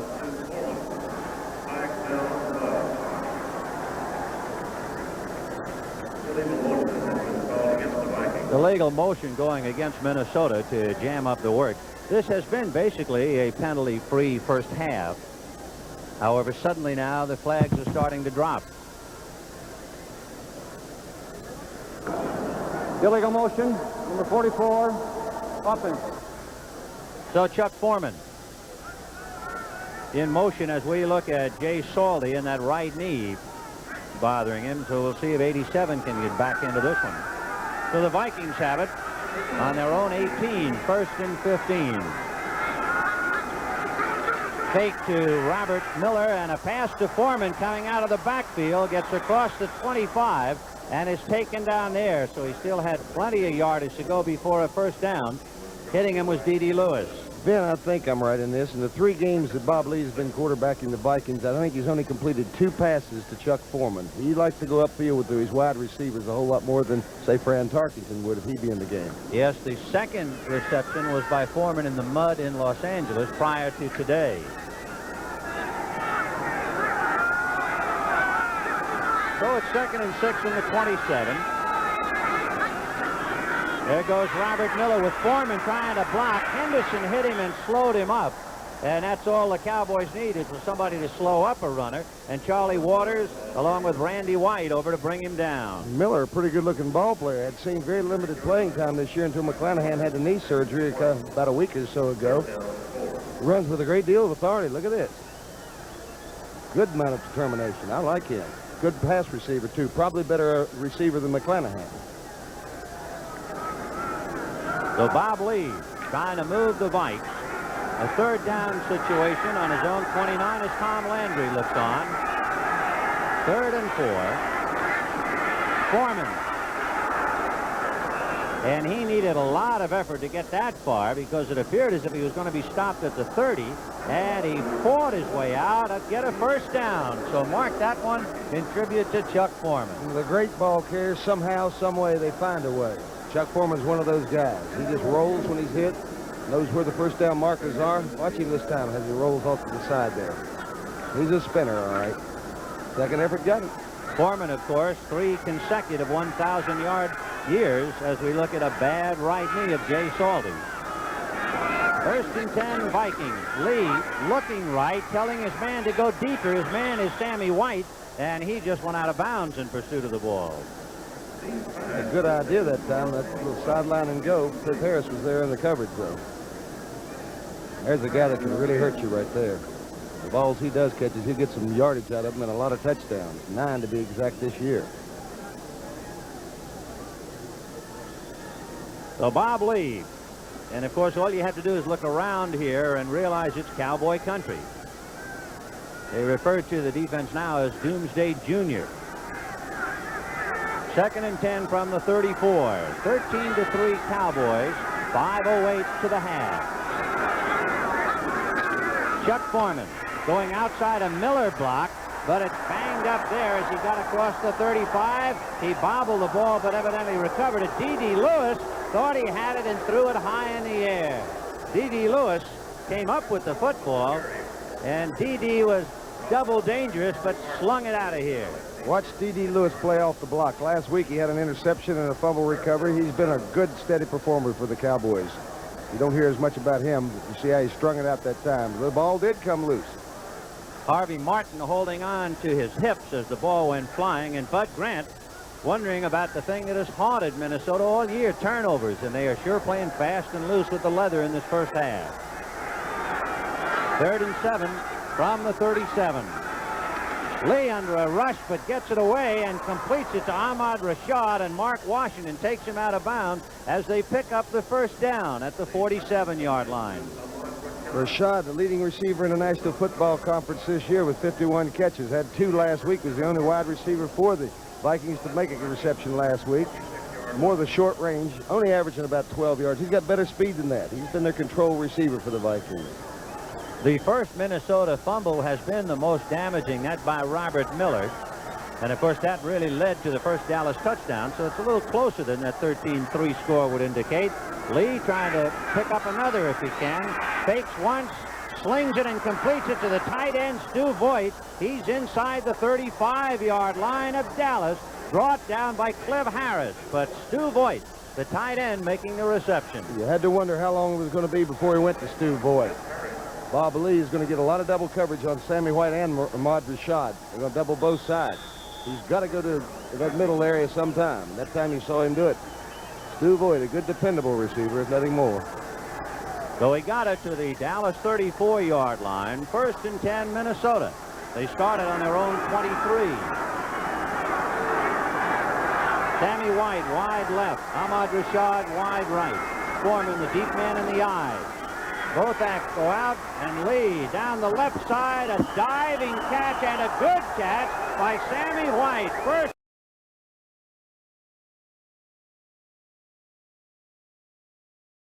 down at the 19. Sammy White making a marvelous diving catch. Sammy White with a big inside move this time. Watch him as he comes in toward the post and then back outside. There's a little inside move right there. He gets Kyle turned all the way around that time. Look at the reception here.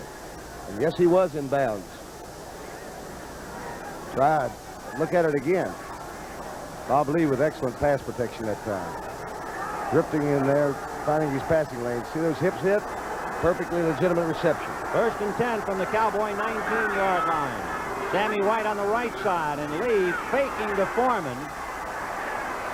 Throwing it away. Sammy White covered by Barnes along with Charlie Waters. So he just threw it out of bounds.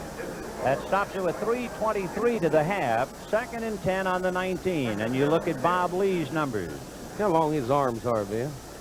When he puts them down, they hang down about his knees. Bob Lee, at one time played City College of San Francisco. Another member of that backfield was O.J. Simpson. He eventually went to the College of Pacific.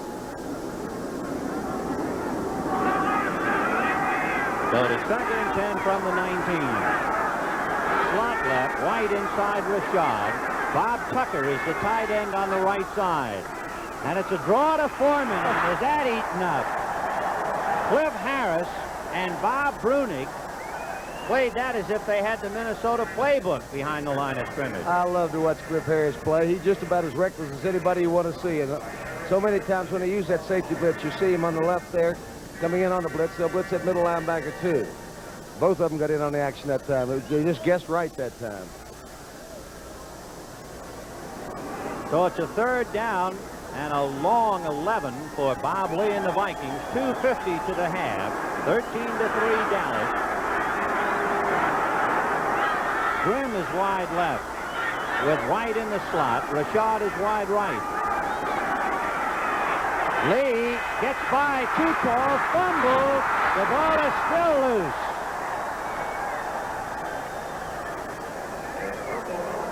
It was Too Tall Jones applying some pressure, and it would appear as if Charles Goodrum, number 68, fell on the ball for Minnesota at the 20-yard line, and they're still having trouble holding on to the football. I can't help but believe that was a preconceived play. I think the quarterback draw was on that time. I think Bob Lee, although he doesn't run very often, fully intended to run with that. But he's been in the red. He carried 12 times for a -8 yards, so you didn't figure to see him run much.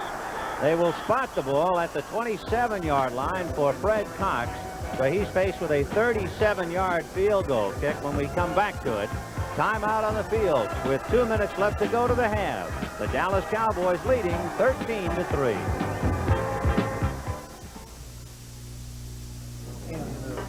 Now, let me tell you something. I've eaten the dust of many a rodeo, and I built up some kind of a thirst. That's why I drink light beer from Miller. It has 1/3 less calories than the regular beers, and it tastes real good. Light says giddy up to all that flavor, and woe to being filled up. And that ain't no book.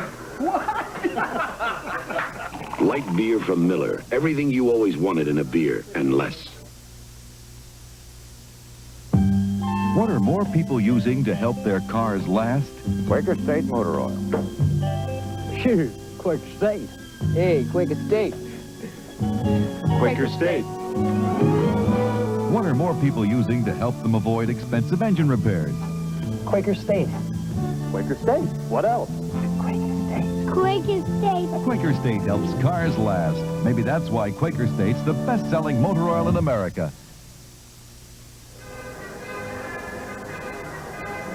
Fred Cox got Minnesota on the scoreboard, kicking a 32-yard field goal, and just before the 2-minute warning, he was going to try another. So on a 4th and 11, Fred Cox will try his second. From the Dallas bench, Jay Saldy has a sprained knee, unsure if he'll return. Tony Dorsett, a bruised heel. He will be back. Down at the 37, Cox gets it up, and it's good. And Fred Cox, who at one stage of his career kicked a field goal in 31 consecutive games, has kicked 2 today, and it narrows it now to the Cowboys 13 and the Vikings 6. Fred Cox, a doctor of chiropractics, and he will go back to that career once he hangs up his spikes. Ah, you're a doll. A Charlie Waters doll. Boy, he's popular down here. They like it. So you look at two things. The fumble by Miller, the recovery by Harvey Martin that led to the 32-yard touchdown pass to Golden Richards, and Danny White running out of punt formation for a first down inside the Minnesota 30. Those are the two big plays that define the difference, 13-6. No, Fred Cox hadn't been having that good a year kicking the ball, but if it comes down to a field goal in the closing minutes, I know of no one I'd rather have kick it than Fred Cox. Cox was 8 for 17 during the regular year. And he has inspired Minnesota that they are anything but out of the game. They spotted the Cowboys the touchdowns, but he has kept them in it. 13-6 and Fred kicking off. And again, a knuckleball down the left side. And once more, picked up by Larry Brinson. And Brinson can't get underway as he goes smothered to the ground at the 25-yard line. So the Cowboys will put it in play. Say a reminder, Challenge of the Sexes returns Sunday, January 8th at 1 p.m. Eastern. Exciting man versus woman. And January 8th show, you'll see tennis, Virginia Wade versus Peter Scarolitis. Water ski trick jump, Pam Folsom versus Rusty Stifler. And a motorcycle jump-off, Debbie Lawler and Rex Blackwell. I know Phyllis just as delighted as I am that the show is back on. Along with the NBA on CBS. Regional games premiering. But play back in. We'll talk about basketball a little later. Robert Newhouse. Jeff Wright got him from behind as he got to the 30-yard line and fell forward. 1:40 left to the half. 13-6 Dallas.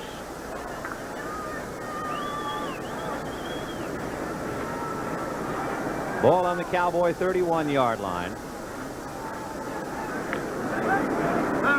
Both teams with 3 timeouts left. A 2nd and 5.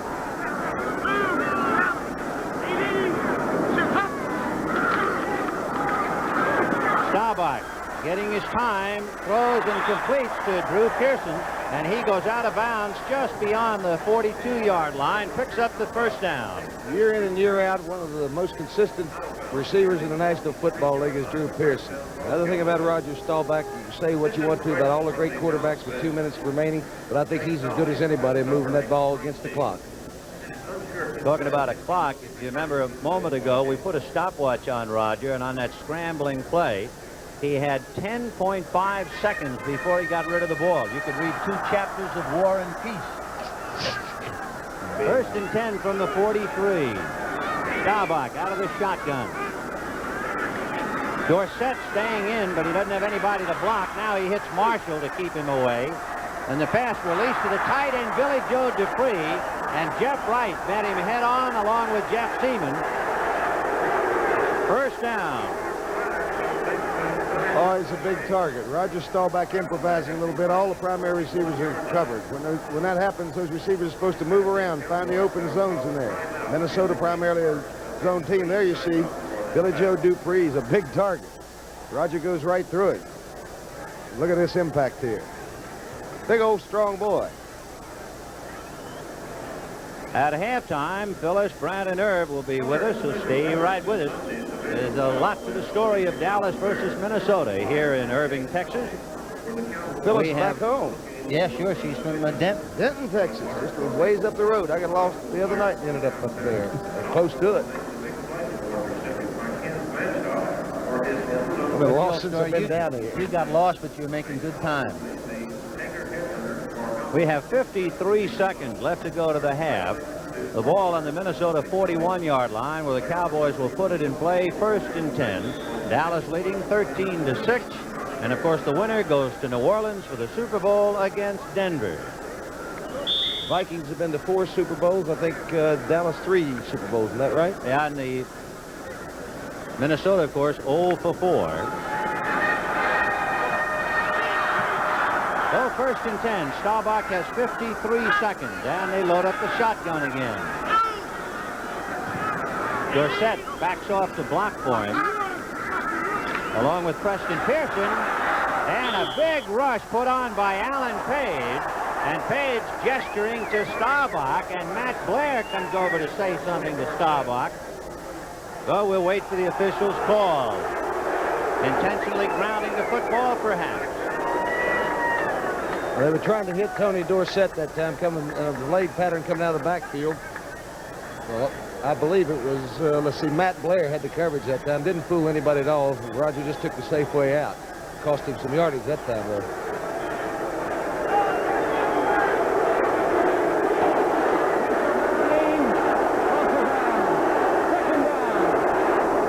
Well, it comes as no surprise to you that they don't like the call here in Dallas. There's Alan Page breathing down his neck. Roger said, I better unload my shotgun about right now. He just got it over Matt Blair's head to hit the ground. So that puts it back on the 44-yard line of Dallas, where it is 2nd and 25. Butch Johnson is wide right, Drew Pearson left. Here comes Matt Blair, but the throw is to Preston Pearson. And he's to the 45, to the 40, to the 30. Wally Hilgenberg brought him down inside the 25-yard line. Dallas asking for timeout. 38 seconds to the half. Preston Pearson, as you all know, one of the better receivers coming out of the backfield in all of football. Roger Staubach reaching in the bag and coming up with a little trick play, the old jump pass. Watch almost all the linemen outrun Preston. This is his last year. Hadn't run for 2 weeks until yesterday.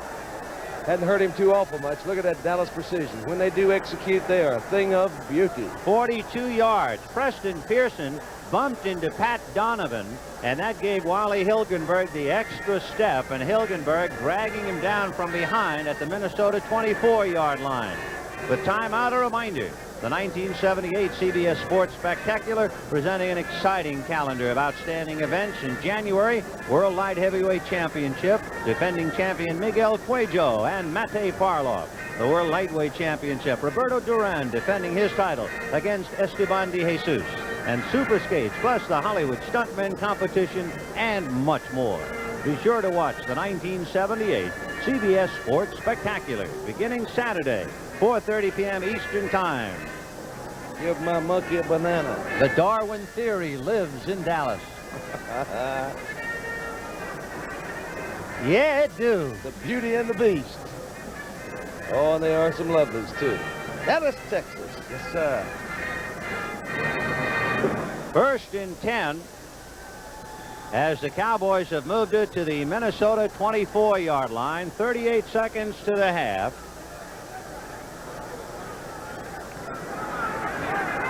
Roger Staubach sends Golden Richards in a slot inside Drew Pearson. He has Dorsett on a wing. Preston Pearson, and now Dorsett come back.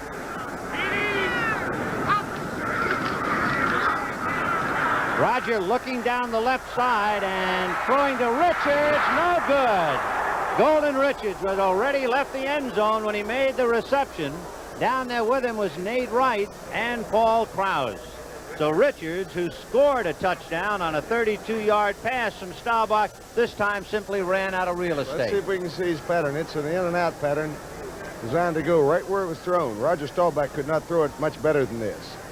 Was there any chance at all of him keeping his feet in the bounds? Let's see. Yes, No. there probably was. If he did, Raymond Berry could have. Raymond Berry could have. So 2nd and 10 on the 24. 32 seconds to the half. 13-6 Dallas. Pearson and Butch Johnson in a slot left. Dorsett on the wing left. And now he and Pearson come back again to block. Staubach looking left. And there's a flag on the play as he throws to Billy Joe Dupre out of his hands. And he took a lick from Nate Wright. But a flag on the play. The flag hit Herbert Scott on the back, so I would assume Herbert Scott was guilty of holding.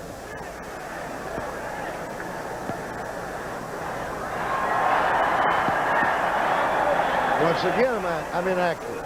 Well, we'll see.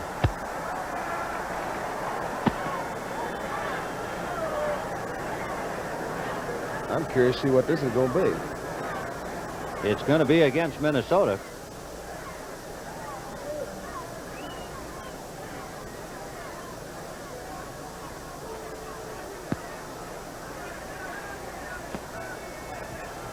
Is it ever?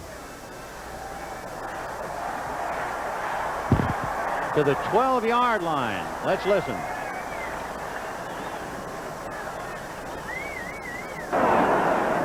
Personal foul, head slapping, number 77, defense. First down. Well, you heard it. The identification would be young Mark Mullaney, who was guilty of the head slap. Seeing more and more playing time in there for Jim Marshall in passing situations. So 1st and 10 from the 12-yard line, 24 seconds to the half.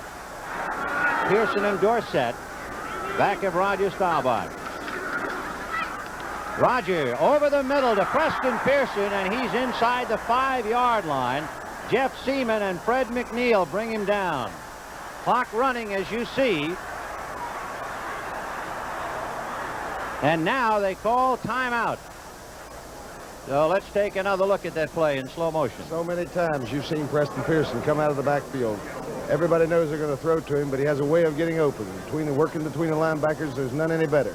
Look at the linebacker play of Minnesota Vikings. Two fine linebackers in McNeil. And who did we have in there that time with McNeil? Jeff Seaman. Seaman, yeah. So 9 seconds to the half as Tom Landry huddles with his team. Dallas, by taking this timeout, has expended their 3. It is 13-6 Dallas. Minnesota needed a lift, and the lift they have gotten, 2 field goals from Fred Cox. Cowboys scored on a 32-yard pass to Golden Richards and a 5-yard run for a touchdown by Robert Newhouse. Should they choose to go for one more play rather than take the field goal, they can get themselves in some trouble should Roger Staubach be sacked and not come away with nothing at all. Well, they are not going to go for the field goal, at least from the looks of things. Roger, having talked to Tom Landry. Jeff Seaman, meanwhile, came over to talk to Bud Grant. With Wally Hilgenberg and Jim Marshall standing on the side, you see Jeff Seaman in the right-hand corner going back. So he's carrying the defensive story for the Minnesota Vikings. Seaman out of Stanford. Been plagued by injuries all year.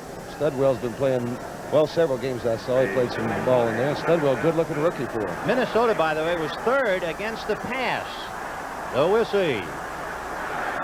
2nd and 2 from the 4-yard line.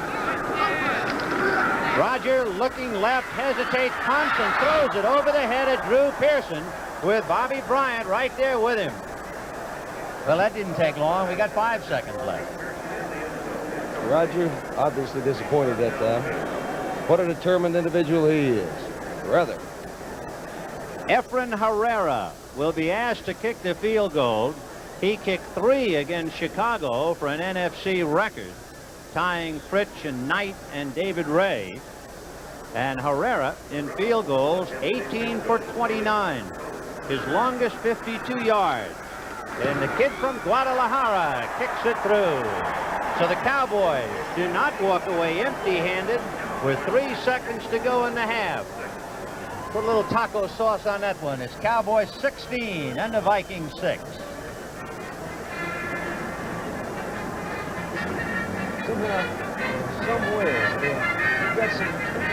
Efren Herrera out of UCLA So he has one, Fred Cox has two, and it could very well still come down to a battle of the kicking game. The big thing for Minnesota at this stage, they have to convince themselves that they can hold on to the football, because turnovers have been a most important part of this first half. Herrera will be kicking. Manfred Moore is the deep man. Robert Miller is short on his left. Sammy White to his right. And we'll see whether Herrera gives Manfred Moore a chance to return it. 16-6 in favor of Dallas here in the first half. And Herrera bangs it up the middle, and it's fielded there by Mark Keller. He's to the 40-yard line, and down he goes. Brown and Hegman along with Aaron Kyle, the three Cowboys who wrestled him down, and the half is history. So the Dallas Cowboys leading the Vikings by 10 as they go to the clubhouse. Dallas 16, the Vikings 6.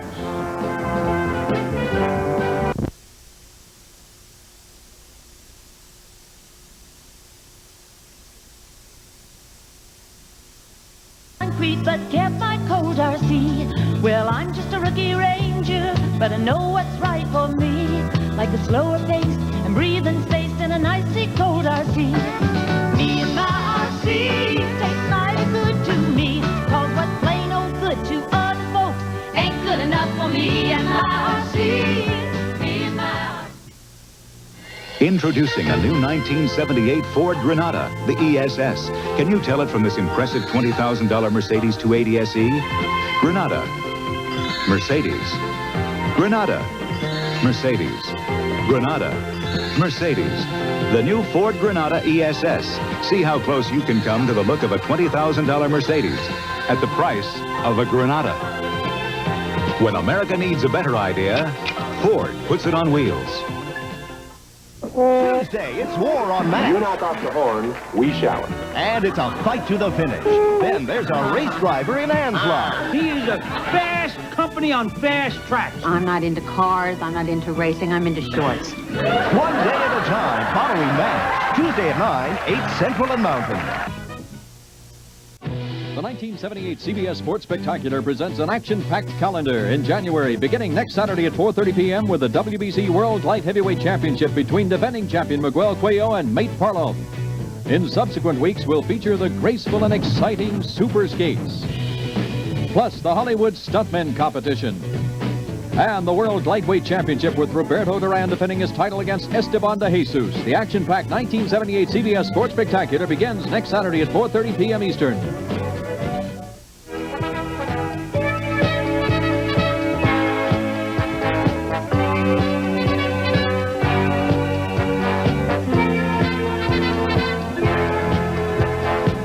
Okay, welcome back to Dallas. And Phyllis and Irv, we had a very frightening moment up on television during the first half.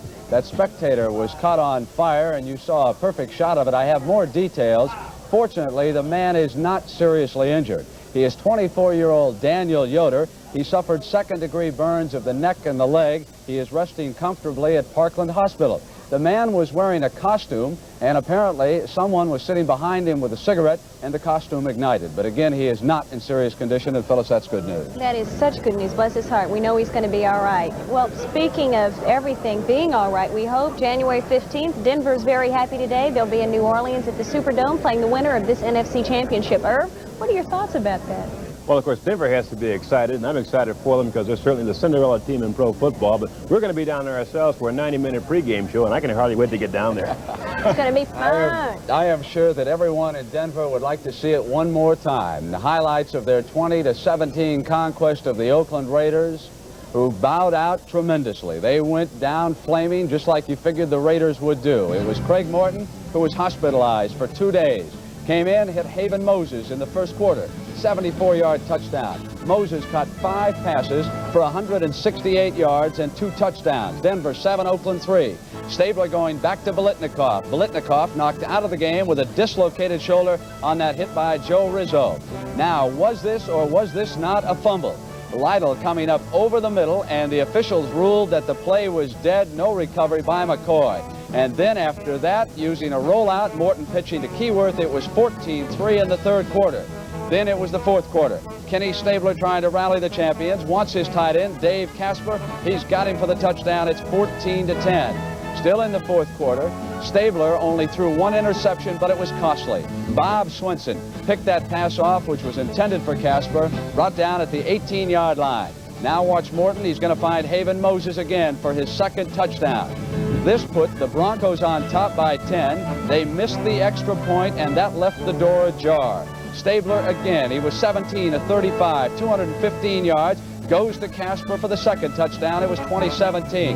Now third, 2.5 to go, less than a minute, and it is Otis Armstrong killing the clock, and the final score again is 20-17. The Denver Broncos are going to the Super Bowl against the winner of this game against Minnesota and Dallas. And you know, Phyllis and Irv, time flies so quickly for all of us here at CBS. 1977 was an absolutely memorable year. I can remember, for example, Bill Walton and Julius Erving. We'd like to pay tribute to all the stars of last year. Carly Simon singing her famous song, Nobody Does It Better.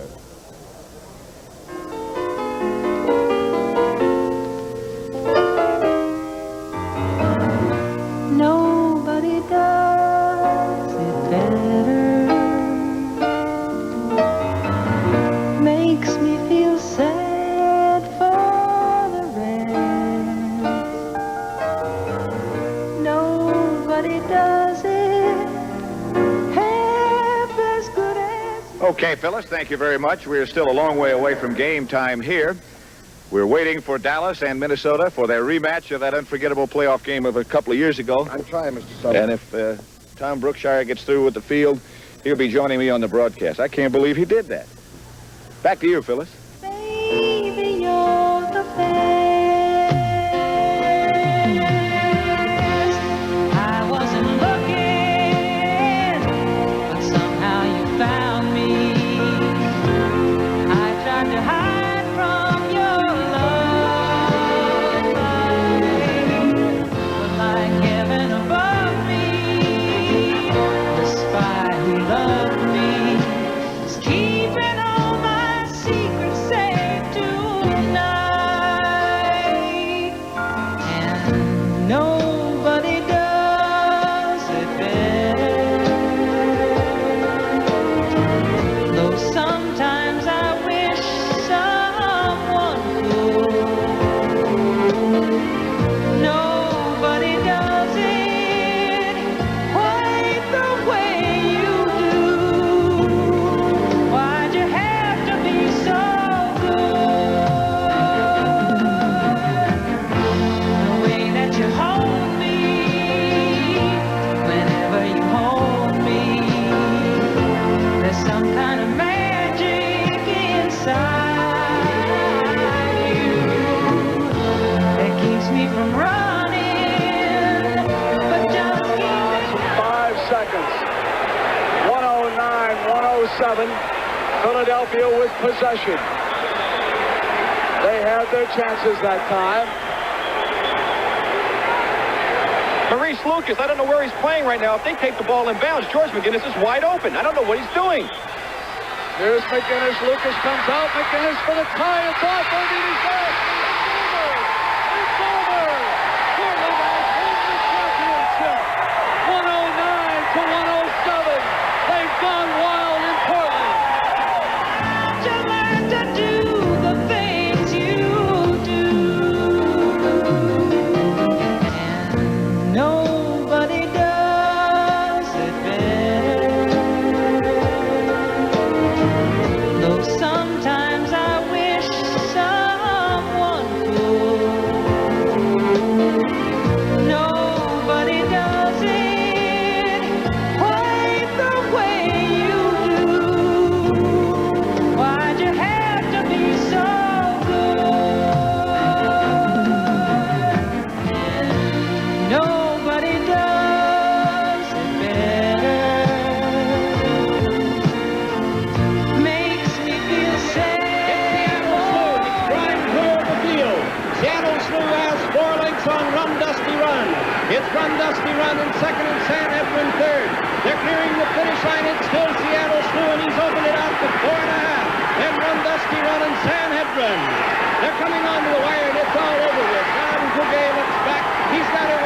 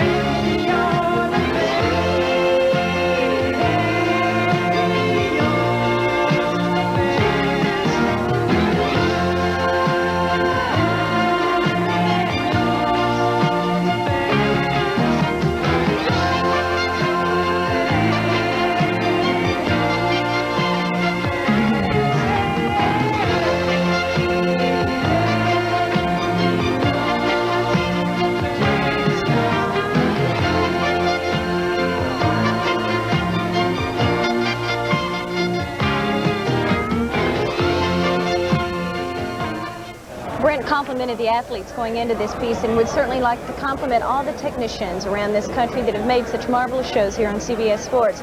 We have two very special guests today at halftime. You may recognize them. They'll be with us tomorrow on the Cotton Bowl game right here on CBS. Coaches Dan Devine and Coach Fred Aker of the Texas Longhorns and the Fighting Irish. Gentlemen, it's great to have you here. We're going to ask you some in-depth questions about your teams tomorrow, so get ready, Brent and Irv, and we'll be back after these messages from your local stations. How can they get Charles to give up the French horn?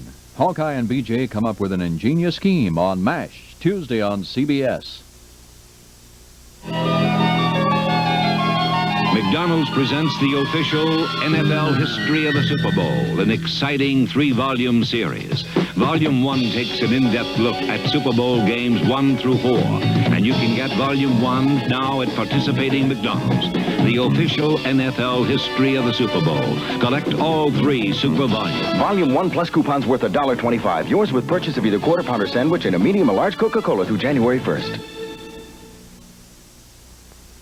Every time somebody asks if Con Edison's meters are accurate, it gets to me. You're darn right they're accurate. I know, because it's my job to make sure. First off, they're manufactured to the strictest standards. Then we test them before they're installed. That's what I'm doing now. And we make spot tests to make sure they stay accurate. So accurate you can set your watch by them. Right for our pamphlets. At Con Edison, we're working harder to serve you better. Happy New Year from Channel 2. These coaches are so calm, and tomorrow they're going to play for a national championship on CBS at 2 p.m. Eastern Time. Dan Devine, I happen to think you had the Green Bay Packers in a playoff game. I believe it's on a Saturday against Washington. Tomorrow you've got Freddie Akers in the Cotton Bowl. What's the difference in pressure in approaching a playoff game in the NFL and a bowl game with a college team? Well, Brent, there really isn't a great deal of difference. I think the emotions in the locker room are very, very similar. Certainly the emotions of the coaches are the same. I think the players are more mature naturally in professional football, but as far as just before the ball game is concerned, I don't think you'd really know any difference.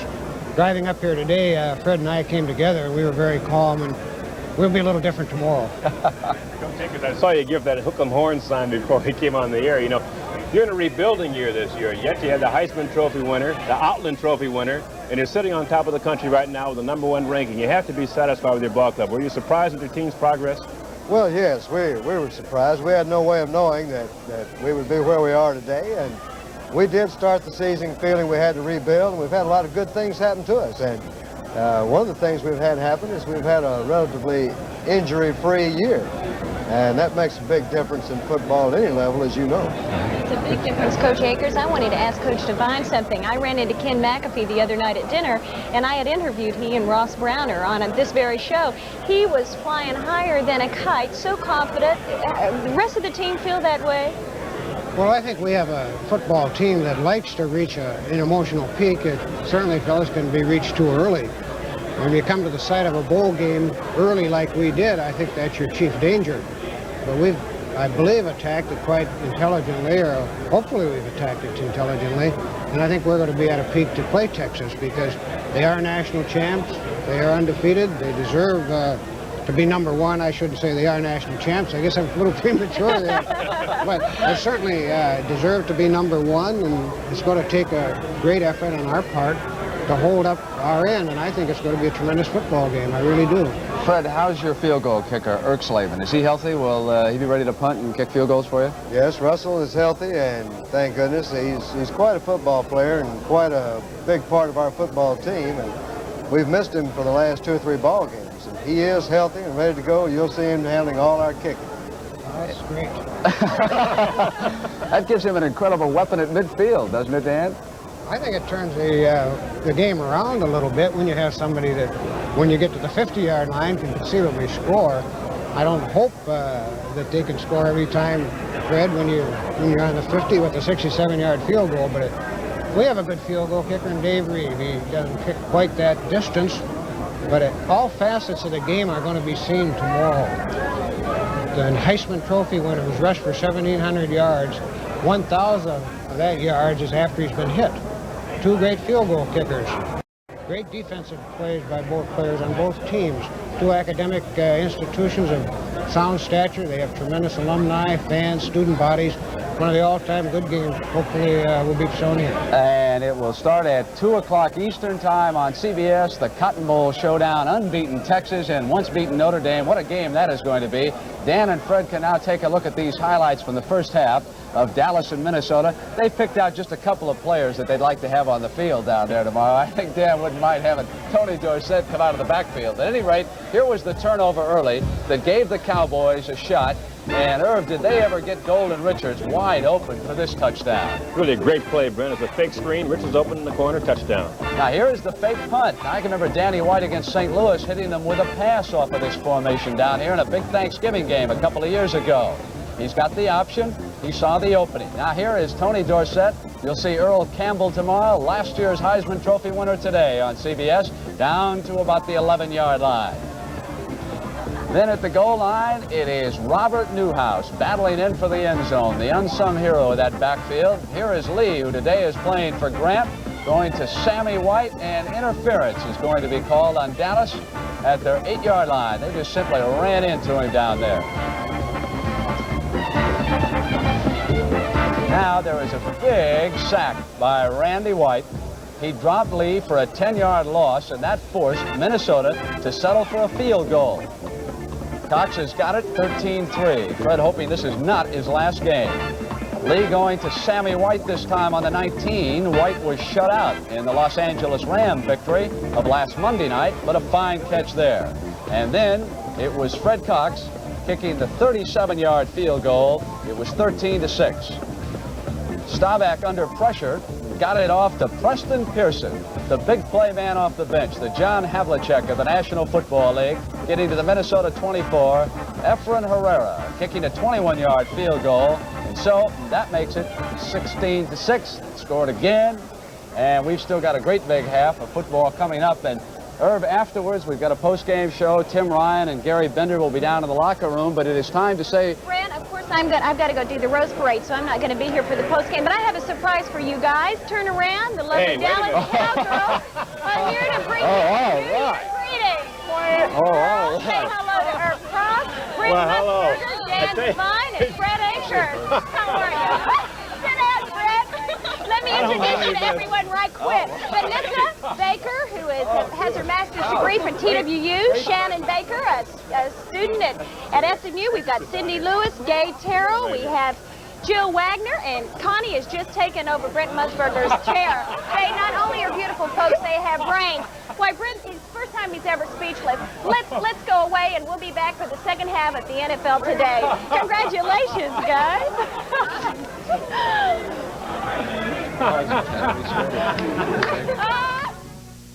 I have a confession to make. Last year, the abbot asked me to do an impossible job. Copy 500 sets of this manuscript. I did it, but I used the Xerox 9200. Now, to save paper, he wants it copied on both sides, and he wants it fast. This is going to take another miracle. Where do you want it, Brother Dominic? Right here. The Xerox 9400 duplicator with automatic two-sided copying. Will miracles never cease?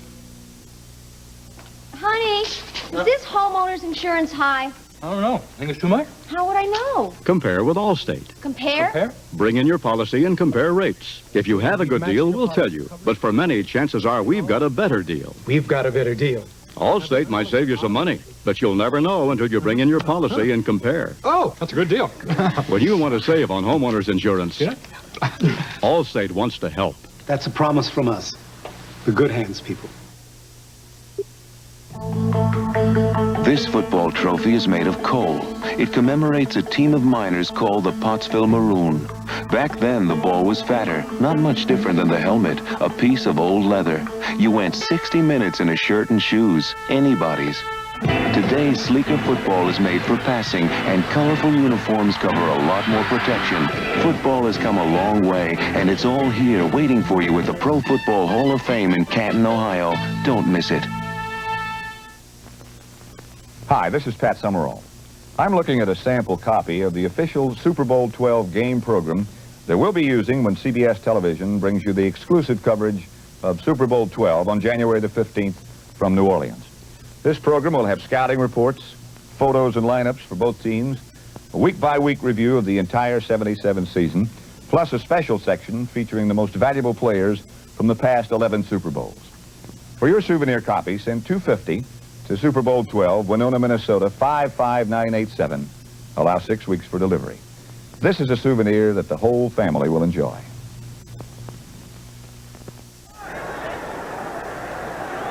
Well, hi, everybody. Vin Scully along with Alex Hawkins welcoming you back to the second half. The Cowboys leading the Vikings 16-6. Fred Cox kicking off to the deep men. Butch Johnson and Larry Brinson. And it'll be Brinson from the 13. Slips and down he goes. Shy of the 25. A fumble. And the indication is that Dallas recovered. And meanwhile, a player hurt, Bruce Huther, is down on the 40-yard line. So Huther shaken up. By the way, in seeing Huther down, it reminds us Jay Saldy was in on that kickoff return. So evidently the right knee is not that badly injured that he could not continue. Here are some of the numbers that tell part of the story of the first half. The Minnesota Vikings have had good field position in the first half. 5 of 6 times they've managed to come up with 2 field goals by Fred Cox. The biggest single gain for Minnesota would be a 44-yard pass interference play that set up Cox's second field goal. There's Bruce Huther shaking his head and hobbling off, and that right leg turned into jelly. So Efren Herrera comes out along with Bob Brunig to see if he's okay. So Huther evidently taking a lick, the timeout. You know, when you talk about the Dallas Cowboys, you speak of the free agents, and somehow every year they come up with a couple of them. Well, Bruce Huther is one of them they came up with this year. One of 2 that made the ball club again this year for the Dallas Cowboys. Fans bundled up. It was 30 degrees when the game started. It might be colder now. Bruce Huther is a rookie out of New Hampshire. So the Cowboys will put it in play. 1st and 10 on their own 28-yard line, leading 16-6. Butch Johnson in a slot right inside Drew Pearson. Dupre, the tight end, on the left side. Tony Dorsett slipped and went down on his own. Matt Blair was fighting Butch Johnson at the 35-yard line, and Dorsett slipped and went down. Dorsett, who had a bruised heel, as we look at Matt Blair. Blair, Seaman, and McNeil trying to hold on with the back 4 of Eller, Sutherland, Page, and Marshall. And in checking, Mullaney and Marshall, along with Page, Sutherland, and Eller. Drew Pearson wide right on a 2nd and 1 call by Staubach. And he goes to Dorsett following Newhouse. They stack him up, so it's questionable. Dorsett had a bruised heel in the first half. Jeff Seaman coming in and plugging up that middle very well. Watch number 50 coming into your picture. That a standoff there at the line of scrimmage. But look at that shot there.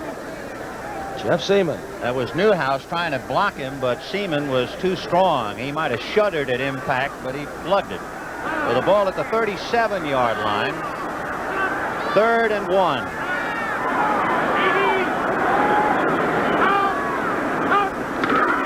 Dorsett. They stack him up. It would appear that he got over the pack and then was pushed backwards. We'll let that decision to the referee. Those purple people can get stubborn when they want to. Those 3rd and short situations, goal line situations, they don't give up much. You think how they're outweighed. Jim Marshall, I don't believe he weighs about 225 pounds. He's outweighed, giving up about 30 pounds nearly everybody he plays against, but he holds his own. Been a great performer for the Vikings. So we'll see. And there's the story. They need that much. It is 4th down. Tom Landry leading 16-6. Let's take another look from behind the quarterback. Dorsett not having a particularly good day today. He's been troubled with some injuries, I guess. You got to give Jeff Seaman his due, as well as the rest of that defensive front for the Vikings. Well, on a 4th and 1, Manfred Moore goes back to his own 20. Remember, Danny White burned the Vikings. He ran for 14 yards for a first down that set up the second Cowboy touchdown. This time he'll kick it. And Moore on his own 28-yard line. Down he goes at the 30. The first man to hit him was Scott Laidlaw, number 35. That slowed him up for Tom Henderson to knock him down. So Minnesota will put the ball in play. 1st and 10 from their own 30. Don't forget the 78 CBS Sports Spectacular, presenting an exciting calendar of outstanding events. Next Saturday, the WBC World Light Heavyweight Championship, defending champion Miguel Cuello and Mate Parlov. 1st and 10 from the Viking 30. Foreman with Miller, and he tries to get inside Yeri, and the fellow who messed that play up is Too Tall Jones, number 72. Oh, hadn't he played a ball game today? He fought off Ron Yeri, and that messed it all up. Well, I talked to Cliff Harris about him the other day, and he said that is right now currently the best player on the defense for the Dallas Cowboys. He's too tall. Doing a great job of forcing it, playing off a blocker, and letting that pursuit come in.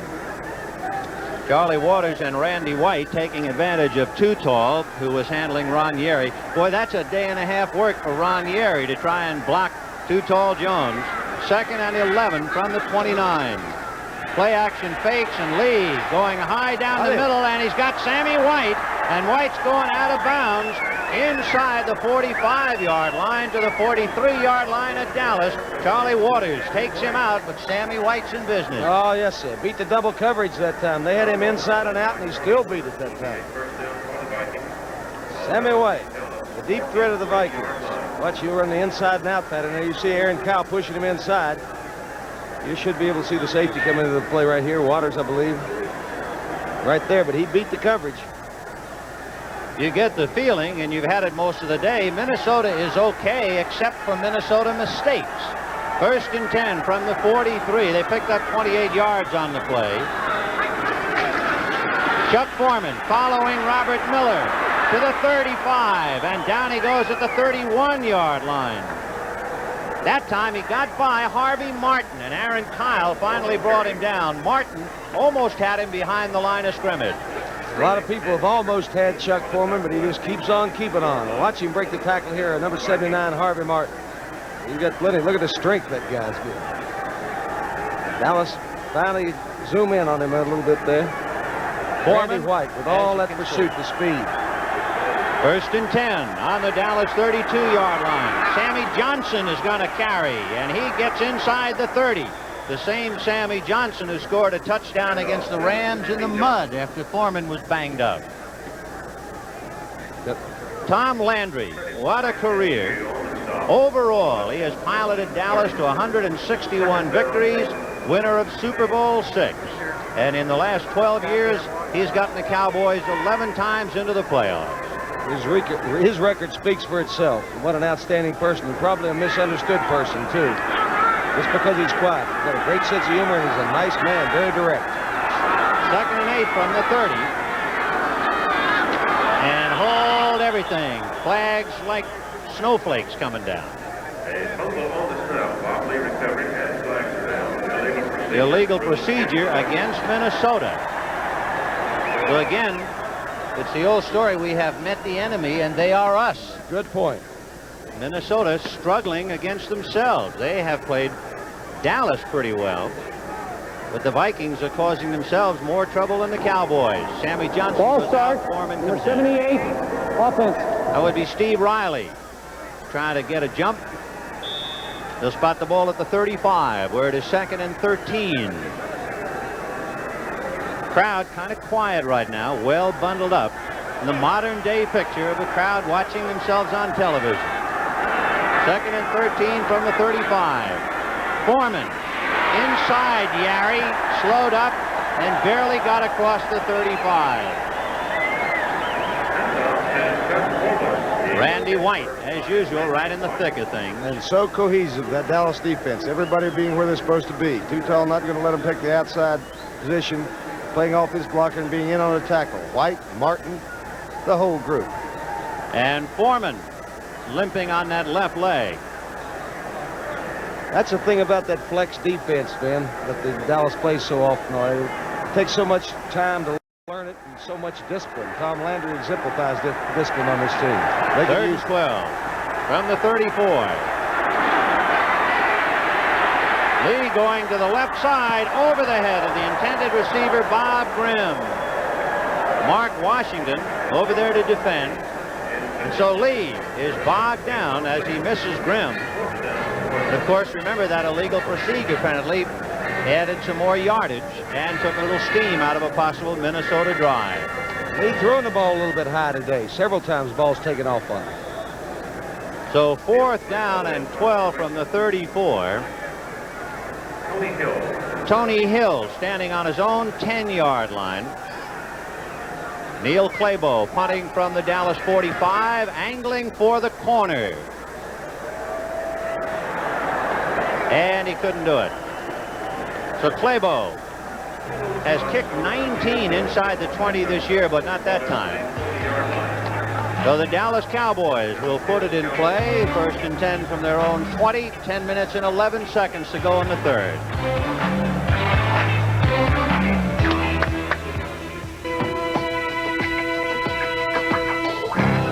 This year, when you step out on the town, don't just drive. Take off in the 1978 Thunderbird. With its distinctive look and size, its Thunderbird quality and comfort. And it comes at a down-to-earth price of $58.08 with automatic transmission, power steering, power brakes, V8 and more. Flight test the 1978 Thunderbird. When America needs a better idea, Ford puts it on wheels. The All-American Hot Dog. The ever-popular Frankfurter is but one of hundreds of food products provided by Swift Foods. Swift is part of S-Mart, an American family of companies which also provides fertilizers to make more food available, energy to keep the wheels turning, and consumer products from Playtex. S-Mart, providing over $5 billion worth of needed products annually for you and your world.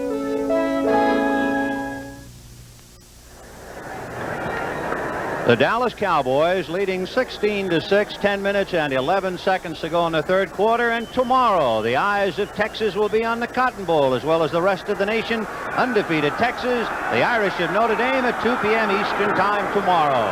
Should be the best of all the bowl games. It should be a whopper. Dorsett, the deep man behind Newhouse. He follows a Newhouse block and gets across the 25 to about the 28-yard line. Boy, he just glides, doesn't he? Another year of experience, and he's going to be something to watch. Not that he's not already. Tony Dorsett. A picture of Dorsett last week standing on the sidelines with an ice pack on his right knee, and then earlier in the game he bruised his heel. Speaking of bruises, Foreman went out with a bruised knee and should be returning. Would you believe this game is in Dallas and not Minnesota when you see that? 2nd and 3.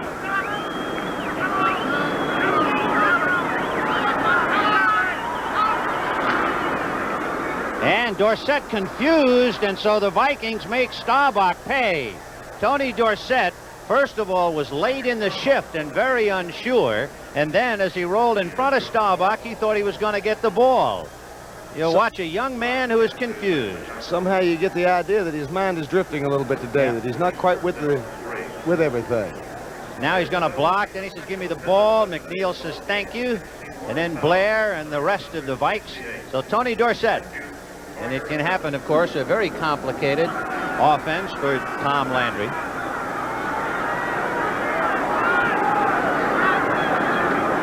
Third and 3 from the 27. Staubach going to put it up. Down the middle, and a great catch by Preston Pearson. Nate Allen was there all over him, and somehow Preston Pearson made the reception. Remember, he made that key 32-yard catch.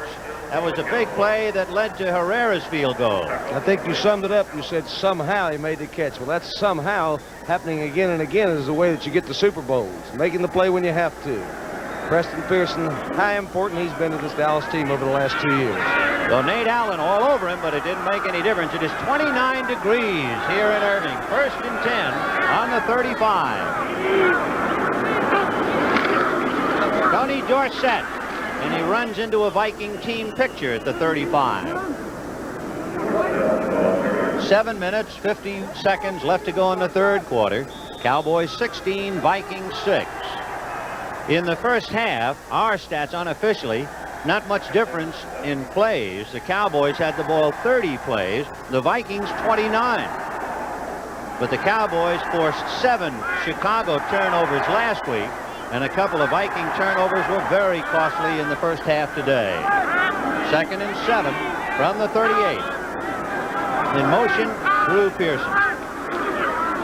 Play action fake to Dorsett. Staubach down the middle. No good. Drew Pearson had his hands on the ball, couldn't hold it. Chuck Foreman, we saw limping off the field a few moments ago, would appear to be okay as he walks up and down along the Viking bench.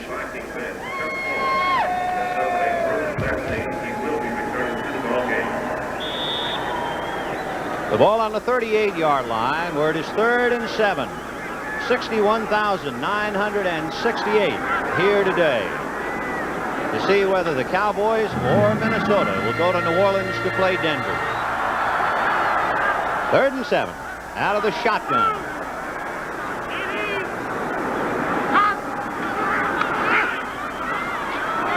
And Staubach going high and deep.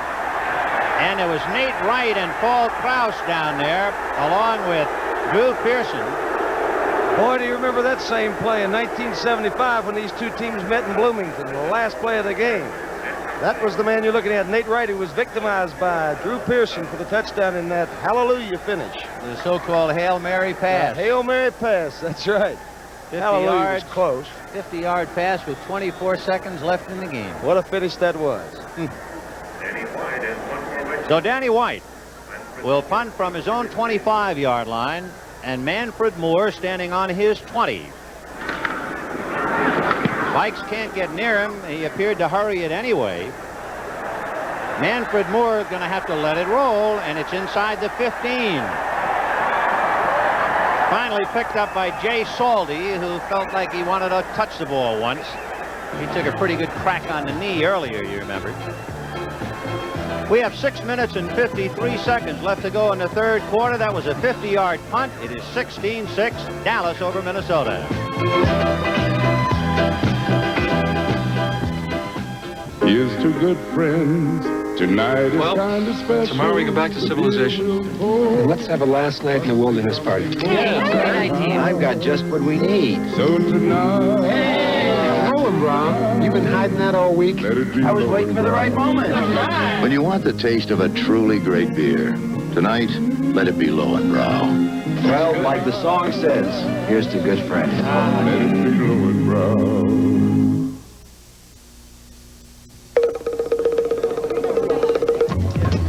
Sir, what's the hurry? Going to rent a car. Oh, well, you don't have to run. Gotta run. Oh, no, if you had an Avis Wizard number, you could walk. Walk. Call toll-free and let our Wizard system do the running. Just show a major credit card, license, sign, and get the car. I don't have to run through airports? Not with Avis.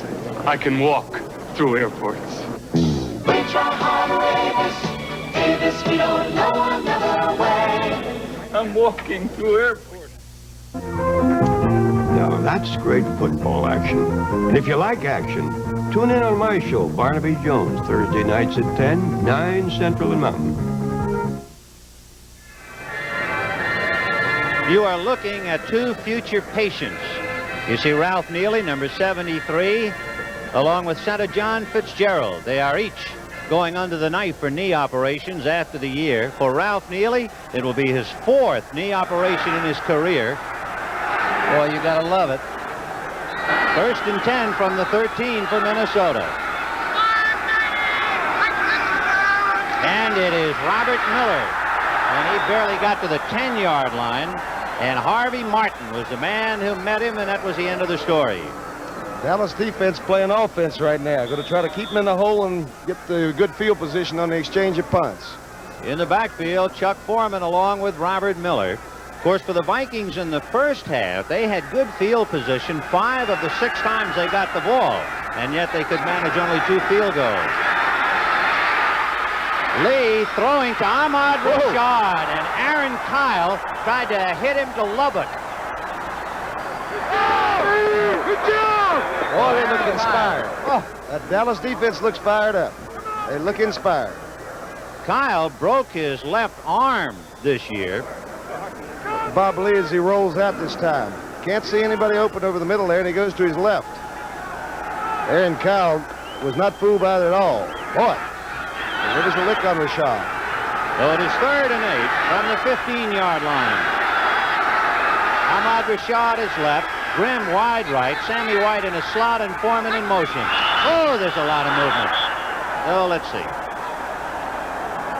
There's an awful lot of shaking going on up front. And a legal procedure will go against Minnesota.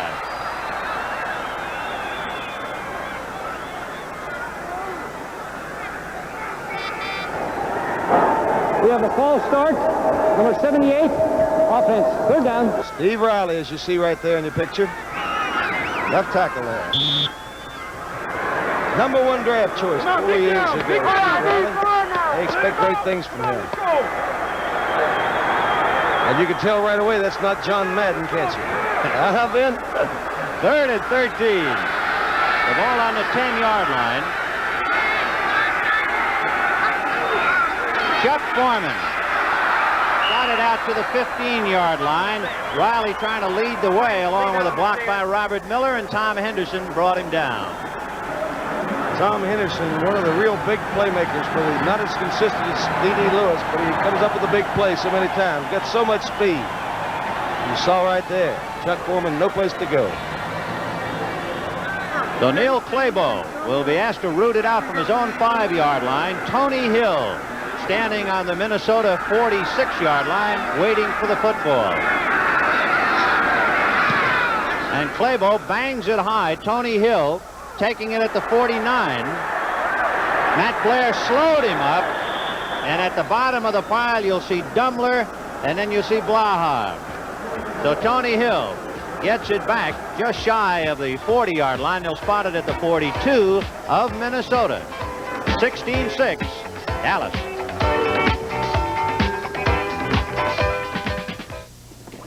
Me? I like things different. Like to put a little spin on the ball, you know what I mean? Here's something different. The ball pen tail. It's different from any pen I've ever used. You know, write's different. Smooth, easy, natural. And it looks different. I like that, too. Because in the crowd I run around with, you gotta stand out. Ball Pentel. It's like the rolling writer, only different. Who is the #1 investment firm in the East? Who is the #1 investment firm in the Midwest? Who is the #1 investment firm in the South? Who is the #1 investment firm in the West? You know who. Merrill Lynch. All around America, more investors turn to Merrill Lynch than any other investment firm. Sure, there are lots of investment firms, but there's only one Merrill Lynch. Bud Grant, who has seen Minnesota lose the football a couple of important times in the first half, but Fred Cox has come back to keep him in the ball game. It's 16-6 Dallas. That man is not unlike George Allen. The things he does to psych his team. Oh, you'd have thought everything was going against him. He's the only man in the world that thinks that the world's against him and he's still not paranoid. 1st and 10 from the Minnesota 41-yard line. And Drew Pearson in motion to the right. Staubach tossing out. They set up a screen for Pearson, but Doug Sutherland was able to read it, and he took him down inside the 40-yard line. So Sutherland up there along with the more famous Eller, Page, and Marshall, meeting at the sideline for the Vikes. The offensive line, that's Mick Tingelhoff. Some of the boys putting their heads together, trying to generate something when Minnesota next gets the ball. It is 16-6 Dallas. 4:24 to go in the 3rd quarter. 2nd and 7 from the 38 of Minnesota. Jay Salty, a tight end with Billy Joe Dupre. There goes Dorsett. And he's inside the 30-yard line, leaving Vikings in his wake. Sutherland and Seaman finally bring him down, and a couple of Cowboys are shaken up. Rafferty very slowly getting up. Just a big hole that time. Look at all the blocks there. Nearly missed his. That boy can get a lot of mileage, though. He is going to gain who knows how many yards before he's finished. There's Tom Rafferty. We told you that he was shaken up. He was considered the top pulling guard in the '76 draft. He went in the 4th round for Dallas out of Penn State. 2 years. Bruce Huthard got his bell rung on a kickoff. We haven't seen him since, although they tell us that he'll be okay. They're hitting pretty hard. 1st and 10 from the Minnesota 30. Burton Lawless in there now, double sixes instead of Rafferty.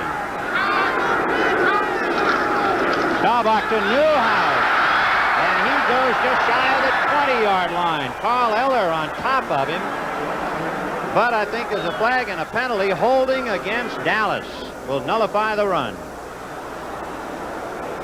Newhouse had scored a touchdown from 5 yards. The preliminary report holding against center John Fitzgerald. Boy, as you watch the Minnesota Vikings, the poise that they have, though. So many big games they've been in, they've won their share of them, too. You won't see them do that. You'll never see them panic, even when they should sometimes. We have holding number 62, offense. 62, John Fitzgerald. Guilty? We take a look. Number 62 is John Fitzgerald, the guilty party. There's nothing so bad as when you're caught with the goods. Trying to keep Doug Sutherland away from Robert Newhouse. 1st and 20 from the Minnesota 40-yard line. 3:26 to go in the 3rd quarter. Golden Richards in a slot left inside Drew Pearson.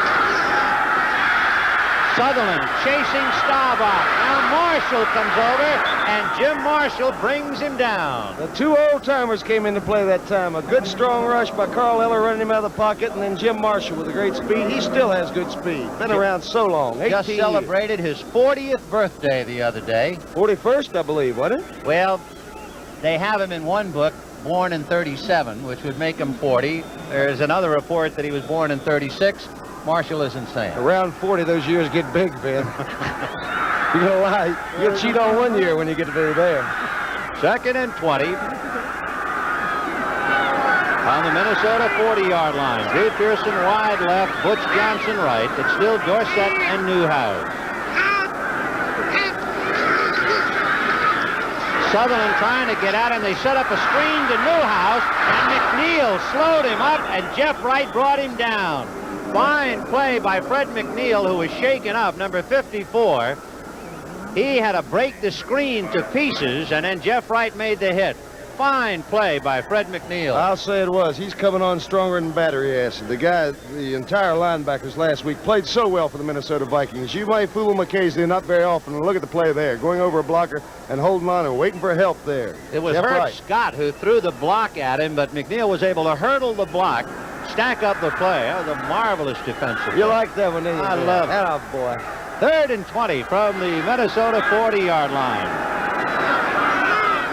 Preston Pearson in there now on a wing to the right, and Preston staying in the block. Staubach down the middle, Drew Pearson inside the 15-yard line. There were 4 Vikings there, and somehow Drew caught it. What do you say about Drew Pearson? Year in and year out, he's been the leading Cowboy receiver for 3 years in a row. When the big play comes, he makes it for the Cowboys. You see it so often. Staubach with so much time to throw. Preston Pearson staying back, trying to pick up somebody right on the money with it. I guess you could say he's on target and all those cliches. But anyhow, there's old Drew Pearson going down to about the what? 13? Picked up 28 yards on the play. The ball spotted just shy of the 12. 1st and 10. Second time that Pearson has made the big reception to keep things alive for the Cowboys. Staubach to Dorsett, and Dorsett fumbles, and Minnesota recovers. And it was Jeff Wright who really laid a lick on Tony Dorsett, and a recovery by Fred McNeil. So the Minnesota Vikings find that somebody else will lose the football occasionally. It's still Dallas 16, Vikings 6. Hi, I can give you over 100 reasons why the good taste of beer comes in a bottle.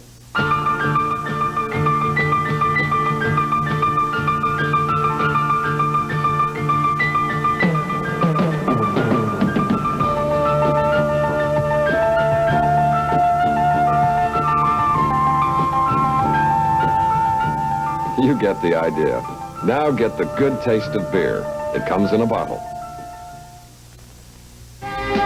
For the millions of people who need a full-size car, introducing the 1978 Ford LTD. If you need 6-passenger space, if you need a roomy trunk, if you want mileage like this, then the full-size 1978 Ford LTD could be just the car for you. LTD, a better idea from Ford. This is Tony Dorsett's second fumble of the day. Somehow you think he just lacks some concentration today for whatever reason, I don't know. Coughs it up right there when Jeff Wright hits him and Fred McNeil very alertly on it. A big play for the Vikings. It looked like Dallas was thinking in terms of putting it out of reach. So the Vikings have it 1st and 10 on their own 12. Miller and Foreman behind Lee. And they pitch back to Foreman. Ed Jones cut him down at the 10-yard line. Too tall is too much. I just believe I'd leave him alone and just concentrate on running to the left because they're not doing anything at all with him. Ron Yeri has had his hands full all day long. Too tall Jones, number 72, is 6 feet 9. He looks like the Colossus of Rhodes out there right now. He's too big to put in a wax museum. What a game he is playing on the left side for Dallas. Just in his 4th year. He's just learning the game, really. So they move the ball to the 13, 2nd and 9. In motion goes Foreman. And Lee will throw it out to Robert Miller. Ed White is out there to block, but there's only one White, and there are 3 Cowboys. And Bob Brunig brings him down. Too much Dallas defense, Ben. 1 against 3, not going to win very often. They're so coordinated today. Last week they've been shopping. You know, they peaked early in the year, a lot of people thought, when they were 8-0. Lost a couple games, but they got it back together again. They're the best team in the National Football Conference, regardless how this game comes out. Well, as far as coming out, we have 34 seconds left to go in the 3rd quarter. Dallas leading 16-6. Dallas looking for the pass with 5 defensive backs on a 3rd and 8 situation.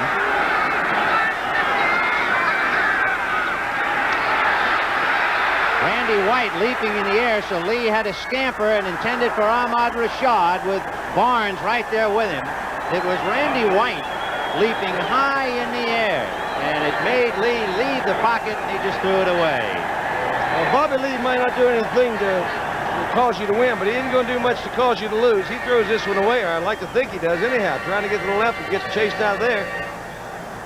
There wasn't anybody open, and he just threw it low that time. He's a very calculated player, as he displayed last week.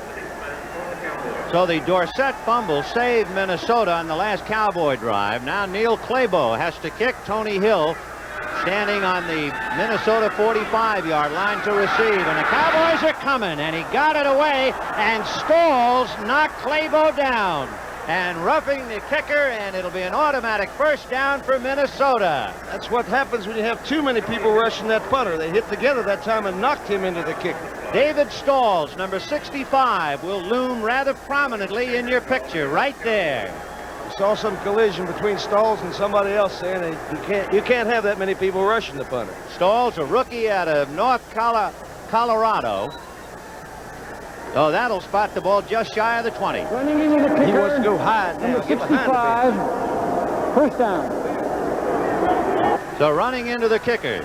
And that was a legitimate one. We have seen a few good acting jobs in the course of the year, shall we say. Marginal calls. That time he was knocked down.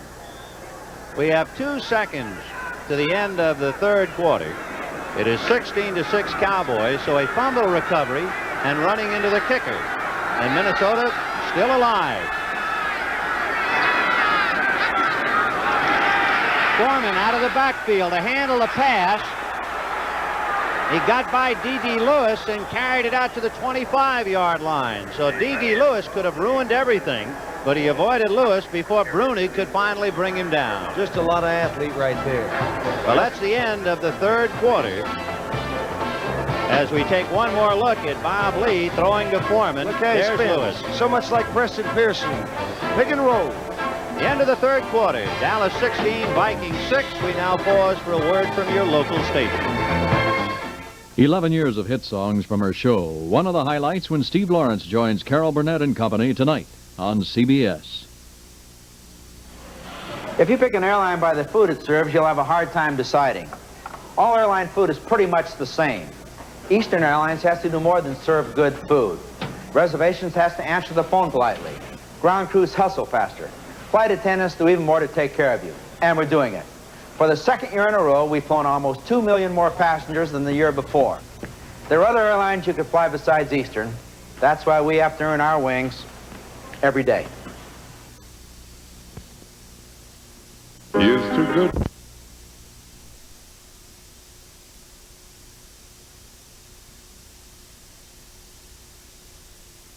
For somebody, Dallas and Minnesota, the winner playing the Denver Broncos.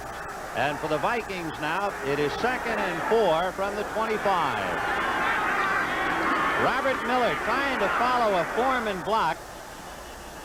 Down he goes with Thomas Henderson on his back. By the way, this Dallas ball club, a very aggressive club. During the regular year, the Cowboys were penalized 106 times, most in Dallas history. Today, they have been penalized 4 times for 79 yards. Minnesota 4 times for 35. And it wasn't always that way until they got all those young players. They used to be a finesse team, offensively and defensively. In the last 2 years, they've become a very physical team. Yeah, you come down here, they'll turn your hat inside out. 3rd and 3 from the 26. Lee looking left, throws and dropped by Stu Voigt. Stu! The tight end had a shot, couldn't hold on to it. Oh, no. They've got to get a big game out of him somehow because they're doubling those outside receivers, both sides. Stu caught 20 passes during the regular year. Meanwhile, Roger Staubach getting ready. That was a big play. Had Boyd held on to it, they pick up the first down and they're on the move. Instead, they have to give it up. Neil Claybo will be kicking. Tony Hill standing on his own 43. They're not coming, and Claybo with plenty of time, end over end to Hill, to midfield. A hurdle over McNeil. Boy, what a jump. And he gets to the 41-yard line. Tony Hill's just a rookie, but he's considered the best athlete on the Dallas Cowboy team, and that's saying something. Keep his name in mind. He's going to be a great football player. Boy, what a hurdler. You'll see him go right over McNeil, right there. Tony Hill, you stop.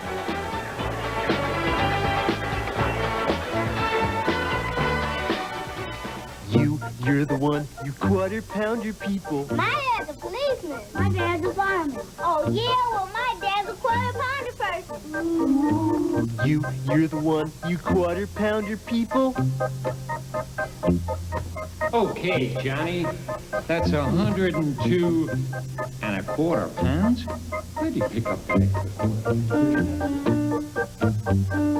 McDonald's Quarter Pounder and Quarter Pounder with cheese. A big Quarter Pound of juicy, lean, 100% beef on a sesame seed bun. A Quarter Pounder person knows there's just one Quarter Pounder and just one place to get one. A Quarter Pounder person has a smile a mile around. There's lots of Quarter Pounder people. Just one place they can be found. You know how I first knew I was a Quarter Pounder person? Every day at 12 o'clock, I turned into a McDonald's. At McDonald's, Quarter Pounder people, we do it all for you. On Monday at 2 p.m. Eastern, CBS Sports presents the Cotton Bowl with Heisman Trophy winner Earl Campbell leading the #1 ranked Texas Longhorns against the Fighting Irish of Notre Dame. That's Monday at 2 p.m.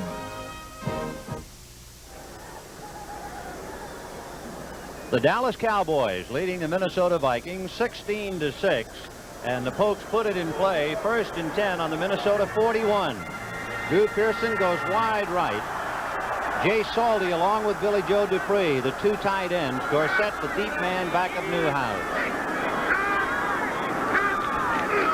And it'll be Dorsett, and Sutherland took the block from John Fitzgerald and made the tackle. Good play by Doug Sutherland, able to roll off Fitzgerald's block.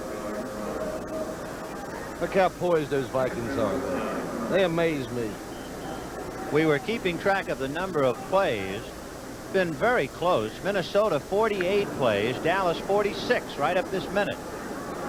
So it's a little closer than that 16-6 would show. Tony Dorsett Not quite 4 a carry. 2nd and 9 from the 40-yard line. Full house backfield, but there goes Golden Richards in motion. Staubach getting fine protection, and he hits his man, and it is Drew Pearson who took it away from Nate Wright. Seaman and Krause finally hit him, but he's a magician, Drew Pearson. And how about the way Roger Staubach drilled that in there? The coverage was there that time. Nate Wright had all the coverage in the world. He ran a very disciplined pattern, and Roger Staubach really unloaded this one. Throws it on the line. Look how perfect that was. Hit him right in the numbers, and it had to be there. Staubach now has thrown the ball 19 times and completed 12. Hook 'em horns. I'm going to stay over for that one, Dan. I bet you are. Staubach has rolled up 175 yards with his passing today.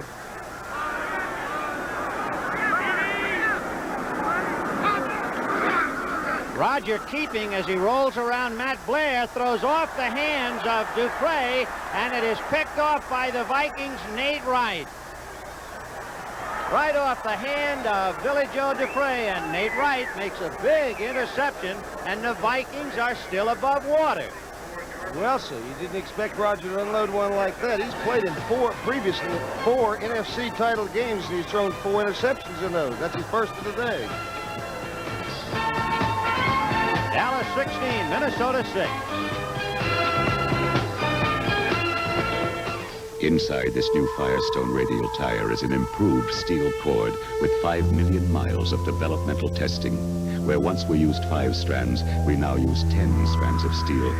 7 around 2, wrapped by 1. A cord construction so important, Firestone named a tire for it. 7, 2, 1. The new steel-belted radial 721. Now, from Firestone.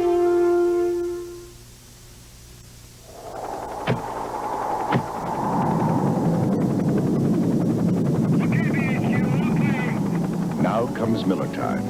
You've turned a dangerous ledge of new powder into a harmless pile of snow.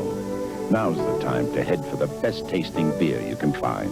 Miller High Life, America's quality beer since 1855. If you've got the time, we've got the beer. Miller Beer.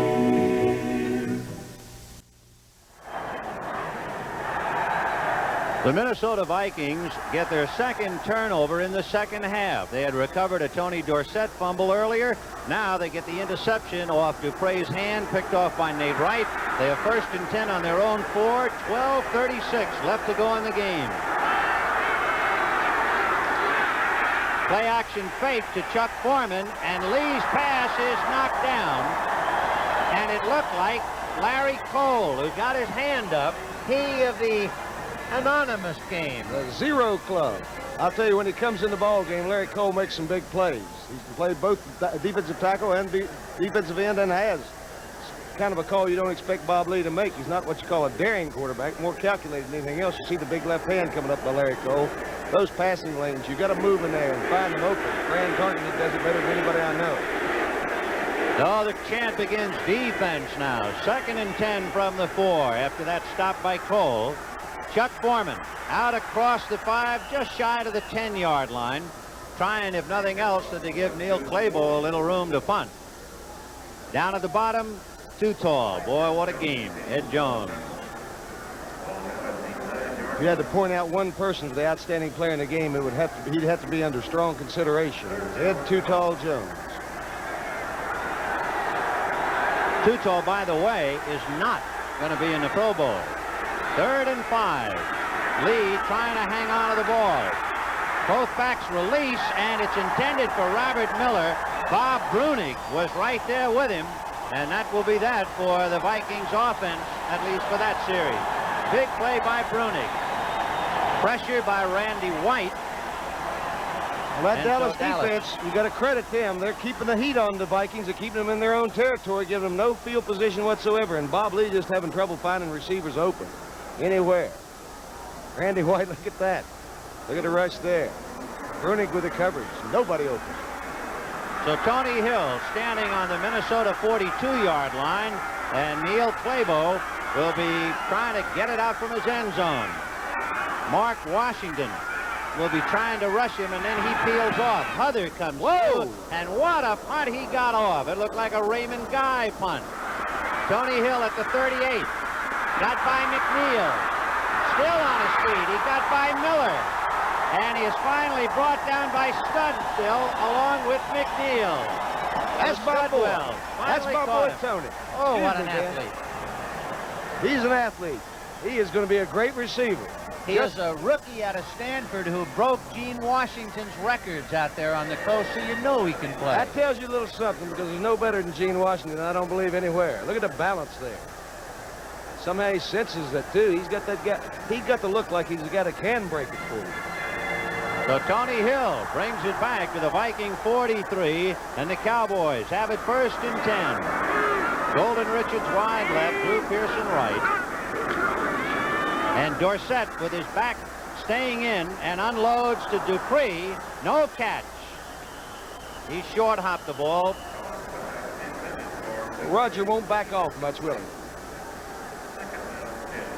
Down in front. Don't forget the big round ball on CBS. The NBA, these regional games Sunday, January 8th, 1:45 p.m. Boston, Philadelphia, Chicago, Denver, Los Angeles, Indiana, New Orleans versus Portland. The NBA on CBS. Rogers not backing off at all, is he? First down, he's throwing it. Trying to increase that lead from 16 to 10, and he wants to put a little more on there. Each team with 3 timeouts left. We have 11:35 left in the game. 2nd and 10 from the Viking 43. And it'll be Newhouse. And he just ran over Fred McNeil. But the Vikings then plugged it up. You want to see a linebacker just overrun. You'll see number 54 go down as Robert Newhouse just went right over him. Let's see if we can find Fred McNeil here. Seaman, the block on him. This tackle there. McNeil. Wrestled down. Who is that? Alan Page down at the bottom. McNeil turned as if they get his number. Tom Landry exhorting his team to make it to the Super Bowl. And they're leading 16-6 with 11 minutes to go. 3rd and 5 from the 38 of Minnesota, and Staubach loading up the shotgun. Eller trying to get him. Marshall has him. Eller tried to come in from the outside, and Marshall wrapped him up at the 45-yard line. A big defensive play by 40-year-old Jim Marshall. Well, that's what you expect from your older players. You expect leadership in the crucial situations. That's what they get it from. Eller and Marshall for years and years and years. Look at a big rush there by Alan Page. Marshall in on the tackle. That's funny what Bud Grant said. The older players are the hungrier players. He likes those old ones. 28 years old is what this team averages, almost 29.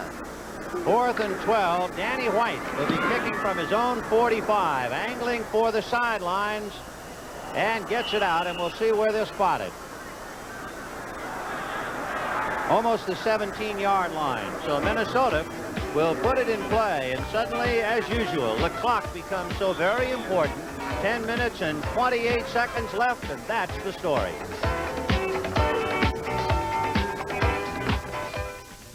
Ford introduces Futura, a dramatic combination of styling and technology for 1978 and beyond. Futura, designed by computer modeling and aerodynamic testing. It can provide excellent fuel economy and room for 5 passengers as well. Futura, designed for 1978 and beyond. Realistically priced for today.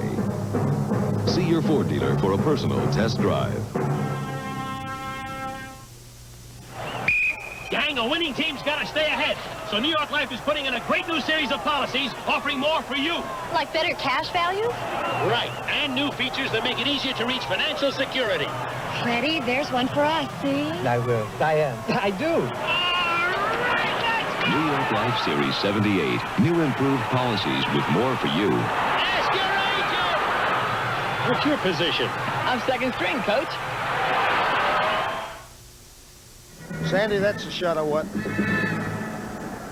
Bud Grant and the Vikings in 29-degree weather here in Dallas. A reminder that CBS will televise the final round of the Grand Prix Masters from Madison Square Garden, New York, Saturday, 3 p.m. Eastern, Sunday at 4 p.m.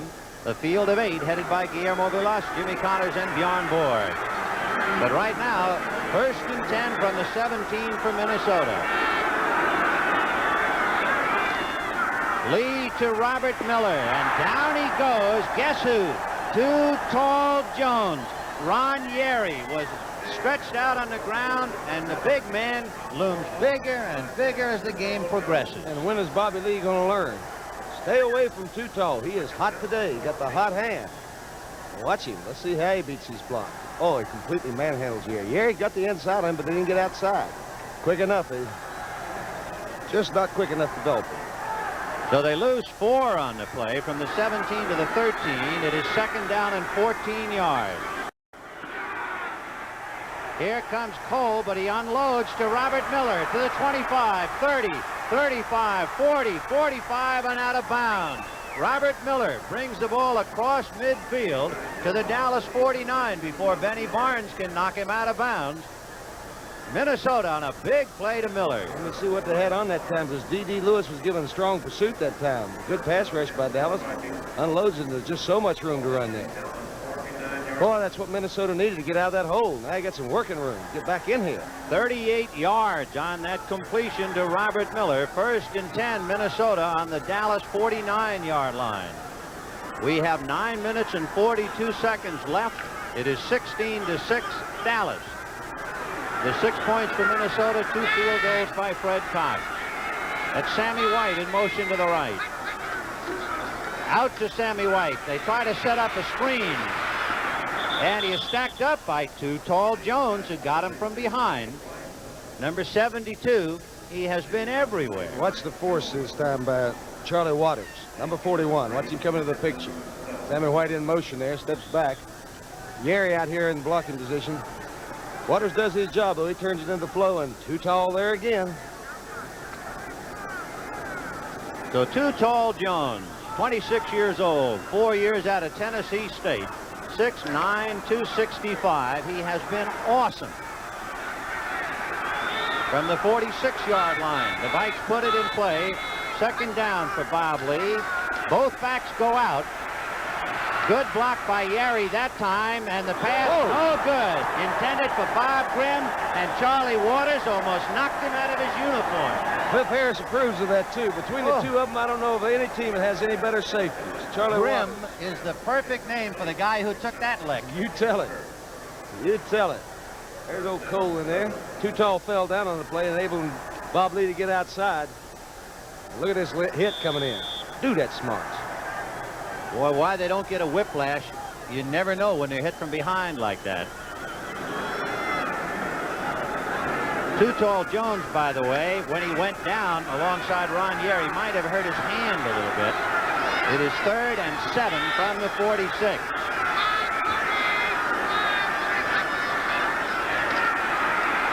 Foreman and Miller go out, and Lee, running for his life, unloads to Foreman. And Henderson tripped him up as he fell across the 45-yard line. Not enough for the 1st down. Thomas Henderson just did get him from behind, and that saved it. Otherwise, they have the 1st down.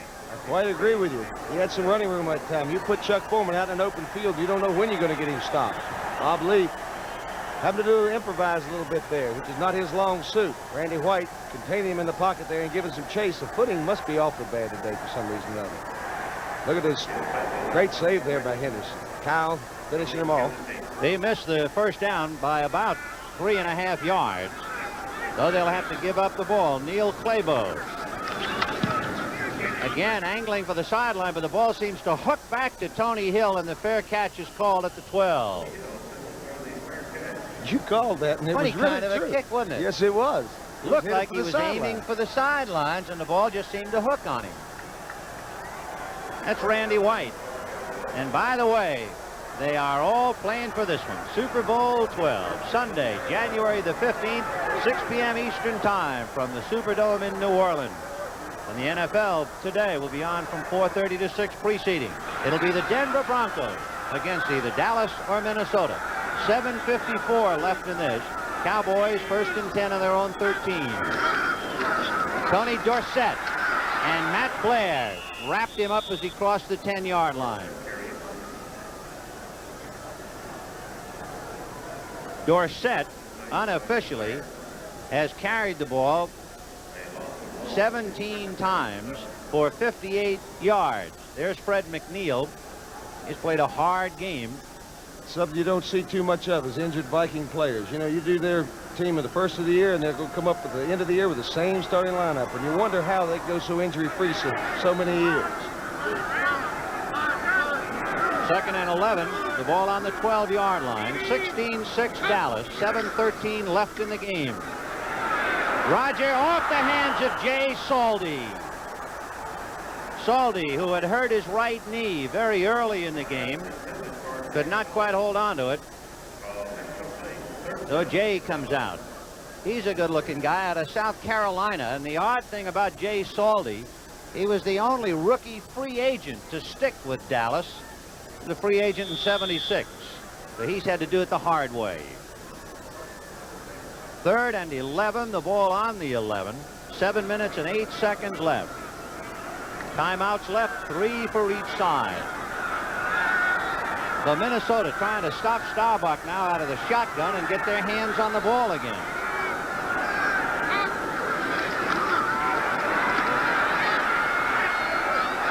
And it was intended for Drew Pearson, I believe, and he lost his balance. Drew and Nate Wright seemed to bump a little, and Drew almost went down. No interference called. So on a 4th and 11, the Vikings stiffen, and Randy White will have to kick it out. So the Vikings should be in pretty good field position now. Manfred Moore standing at midfield. Blaha to his left and Grimm to his right. And Danny White, who made a very big play early in the game when he ran for a first down out of punt formation. You can see he asked to punt for the 7th time. He punted 83 times. High snap, but he got it away.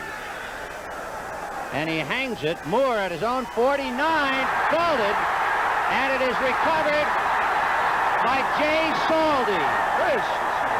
And the guy who hit him, one of the most hellacious hits of the year, Thomas Henderson. What a shot he gave him that time. Jay Saldy got the ball for a moment. I thought he had Manfred Moore's head. Saldy's so active on those kicking teams. You remember in New York when he picked up one and ran it for a touchdown. Look at this shot by Tom Henderson. As I say, a big play man. D.D. Lewis on the spot, but Jay Saldy beats him good.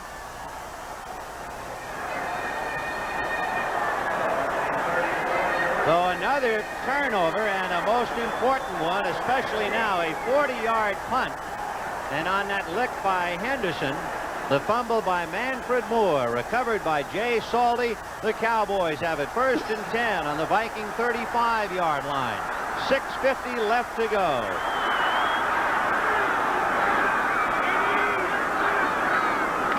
Staubach giving to Newhouse. Newhouse upended by Bobby Bryant, who just threw a block at him to upend him at the line of scrimmage, and the little guy just kept flying for a while. Now, Vin Scully will find out if the Cowboys have any killer in them right now, because they can ice this game with a touchdown right here for all practical purposes with just 6 minutes to go. By the way, in looking at Robert Newhouse, everybody comments on his legs, the size of his thighs. Tex Schramm wanted it pointed out. 26 inches. The thighs of Robert Newhouse.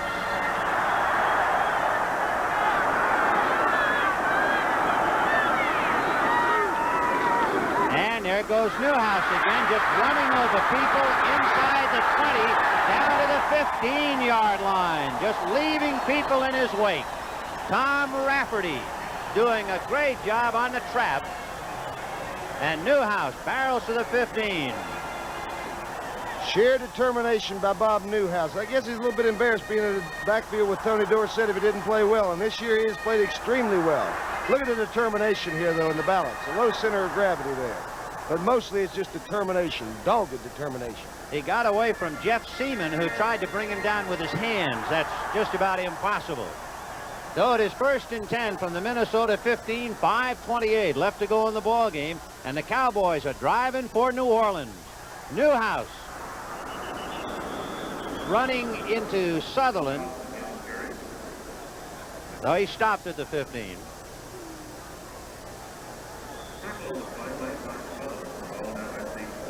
Second and 7 for the Cowboys, and they have everything on their side now. Well, when you speak of the Cowboys, you speak of the balance and the great organization. But offensively and defensively, special teams, they're just a well-balanced. You can't point to any one segment. Time running down, 4:51 as they come out of the huddle. They're set to deep man. And Tony inside, a block by Newhouse, but refusing to take the block was Nate Wright. A nice defensive play by Nate, number 43, shedding one block and making the tackle. Dorsett has not looked good today. He just was not ready to play football for whatever reason. Maybe it was the injuries or whatever, but he's missing these holes. Sally hurt earlier in the ball game, limping off again. Jay, with a bad right knee, recovered the fumble when Manfred Moore was knocked free of the ball by Tom Henderson. And Salty comes out, and for Bud Grant, stoic, unflappable, you'd never know whether he's winning or losing. In this instance, he is losing. 16-6, 4 minutes and 2 seconds left to go in the ball game. And we will have a timeout, Dallas, with 3:59 left to go in the ball game. Roger Staubach seems to let that happen to him one time in every ball game where he's got to stop the play, call timeout, and go to the sidelines. And I'm just curious what that is about. He's talking to Landry and who's that? Jim Myers, I guess. 31 years coaching experience in Jim Myers. You never get him mentioned. He's a member of the Zero Club, too. For Roger Staubach, a 10th round draft choice by Dallas, but a very good reason why. Dallas taking vows as well they should for great draft. They also gambled because when Staubach graduated from the United States Naval Academy, he had to go away for 4 years. That meant they were drafting a guy who wouldn't put on the uniform for almost 5 years, but they figured he was worth waiting for. He has been well worth waiting for. I would think. Look at the eyes of the hunter right there. You can just picture Bud Grant in a duck blind someplace. Look at those eyes. They dart. Scared me to death in the press conference the other day. What icy eyes he's got. There's Goody, as they call him, Charles Goodrum, standing on the sideline for the Vikes. Staubach's numbers, 12 for 23 and 175 yards. Lee, 12 for 26, 155 yards. Roger runs like a sissy, doesn't he? What? Just trots like a sissy. And we know it's not, of course, but he did. Jeff Seaman comes out. Nate Allen comes in. Did you wear a helmet when you played? 3rd and 6 from the 11. Golden Richards in a slot inside Drew Pearson. Staubach again from the shotgun. Inside handoff to Dorsett. He's following Scott, and he goes in for a touchdown. Inside handoff to Tony Dorsett. And away go the Cowboys. Dorsett can turn it on, though, can he? Beautiful blocking that time by the Dallas Cowboy offensive line. Herbert Scott out there in front of it. Just the way you draw it up. They had just taken Seaman out and put in Nate Allen. And so instead of the expected pass, the inside handoff, there's Scott and Rafferty. Nobody to block. It's just drawn up that way. Nate Wright came over and just took out the whole game's frustrations on him. So Tony Dorsett carries it over for the big one. It is 22-6. Efren Herrera, numero uno, makes it 23-6. And the Dallas Cowboys can be looking forward to Bourbon Street, the New Orleans Superdome, and they've got a date with the Denver Broncos.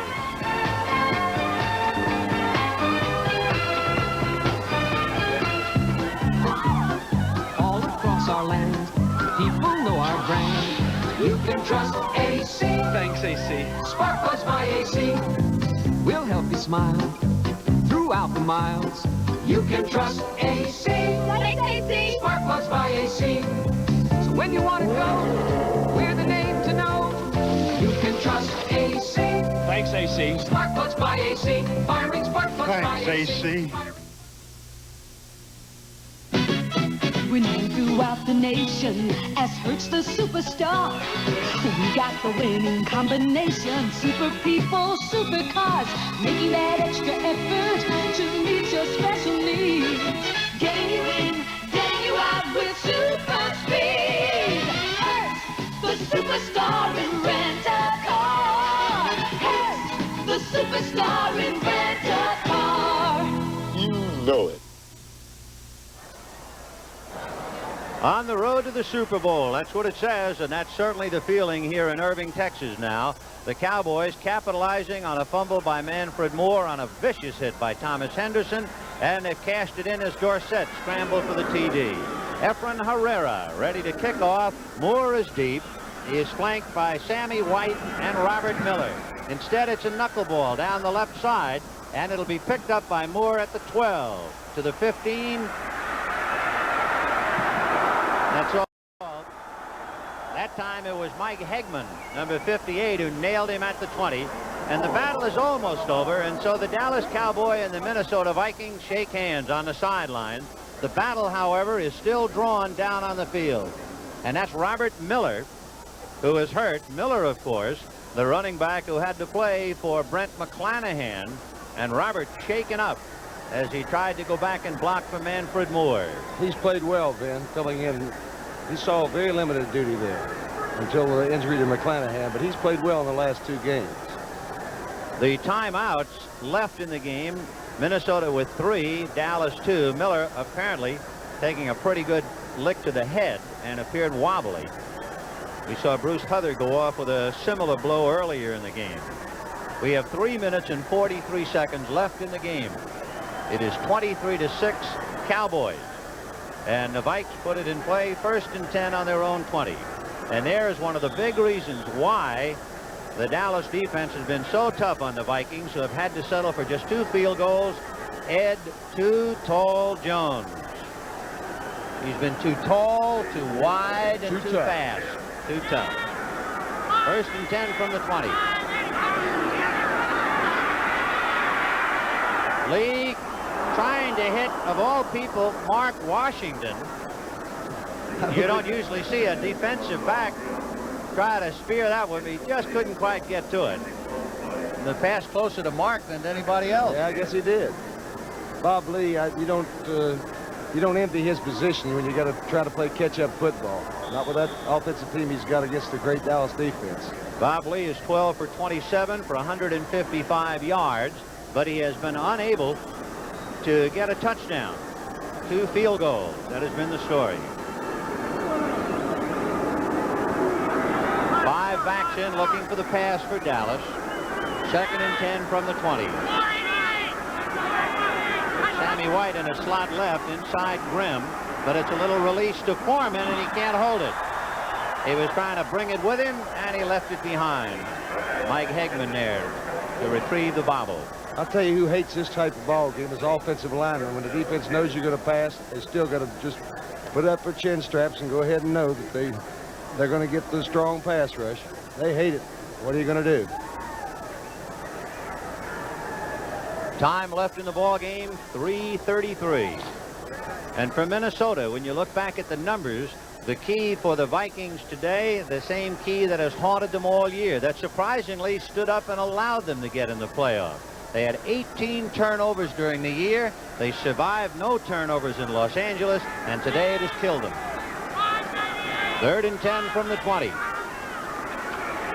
Mark Keller is in there now for Robert Miller. The pass to Foreman, and he takes it out of bounds with Mark Washington in pursuit at the 29-yard line. So Chuck Foreman handling the pass at the 29. We can take another look. Bob Lee going, just taking, he's a pretty disciplined quarterback, Ben. He's taking what they give him. It wasn't enough for the 1st down that time, but who knows when you get the ball to Chuck Foreman. Chuck tries to, but there's just no room to work on that sideline. So he brings up a 4th down situation. They have no choice but to go for it. Behold the turtle. The only time he makes progress is when he sticks his neck out. Ah, you like that, Ben. A poet you are. 4th and 1. And it'll be Chuck Foreman. And he has got himself the 1st down. The ball comes squirting out of there like a cork out of a champagne bottle, but it was after the whistle. So Foreman will pick up the 1st down. We have 3 minutes and 20 seconds remaining. You're looking at double sevens. That's Big Bill Gregory, and there is Chuck Foreman. Foreman so far today has caught 5 passes for 36 yards. He has carried the ball 21 times for 56 yards. Remember, last week he carried the ball 31 times against the Rams. I think 33 the game before. The point being, that they just hammer him day after game after game. And he responds game after game. 1st and 10 from the 32. Lee over the right side to Ahmad Rashad, and Benny Barnes there to bring him down. Now, Lee's going to have to go upfield with it. He hasn't got enough time to do any damage with that little short stuff like that. Picked up 2. It'll make it 2nd and 8. A reminder, the great show, 60 Minutes, will be seen in its entirety immediately following this game, except on the West Coast, where it will be seen at its usual time. Time remaining, 2:32.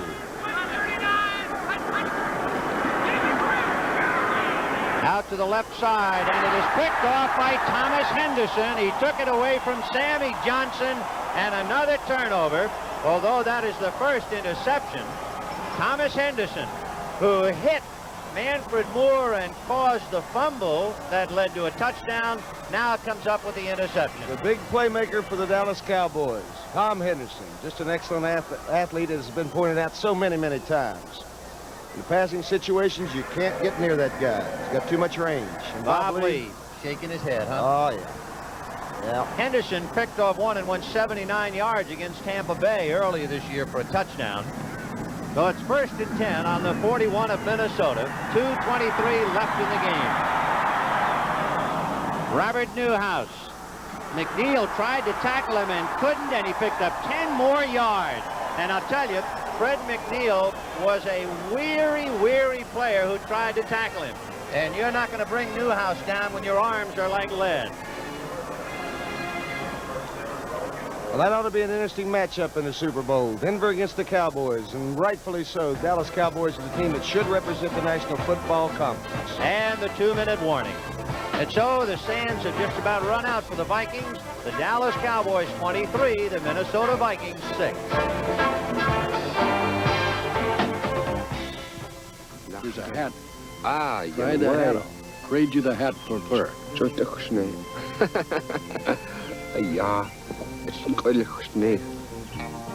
Ever since there's been in America, the prime law of business has been you have to go out and make the calls. Times have changed, and so has business. Today, Boeing jetliners are taking people all over the world. John Gillahan, pharmaceutical salesman, off to get the word on a new wonder drug. Dr. Bernice Sachs, off to check out a new therapy program.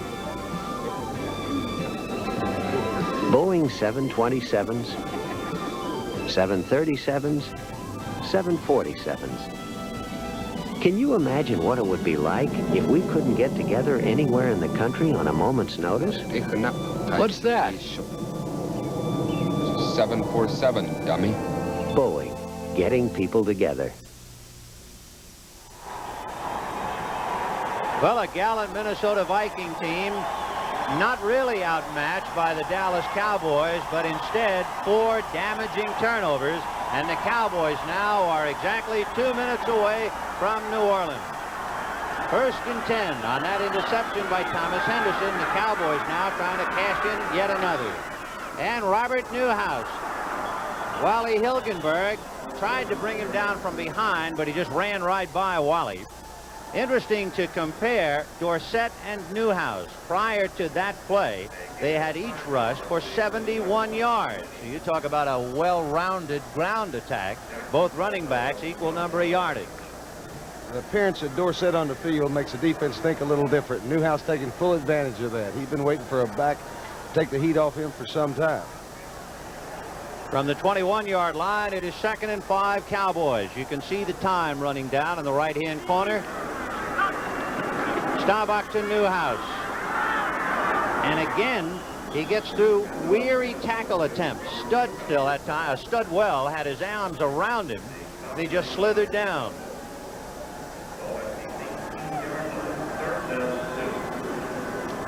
Robert Newhouse threw a shoe on that last turn with less than a minute to go. So the Vikings with a -18 in turnovers during the year. Turned it over 4 times. Dallas turned it over twice.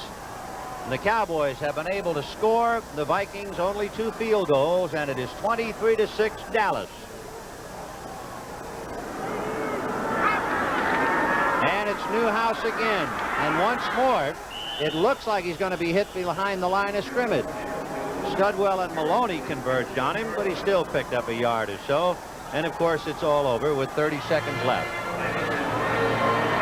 And so to the Super Bowl on the 15th of January. And it will be hail to the Dallas Cowboys, hail to the Denver Broncos. And time will run out without another play. The Super Bowl right here on CBS from the Superdome, January the 15th. The Dallas Cowboys, who won a Super Bowl when they beat Miami 24-3, will have the chance to win yet another. We are just a few seconds away, 23-6, Dallas.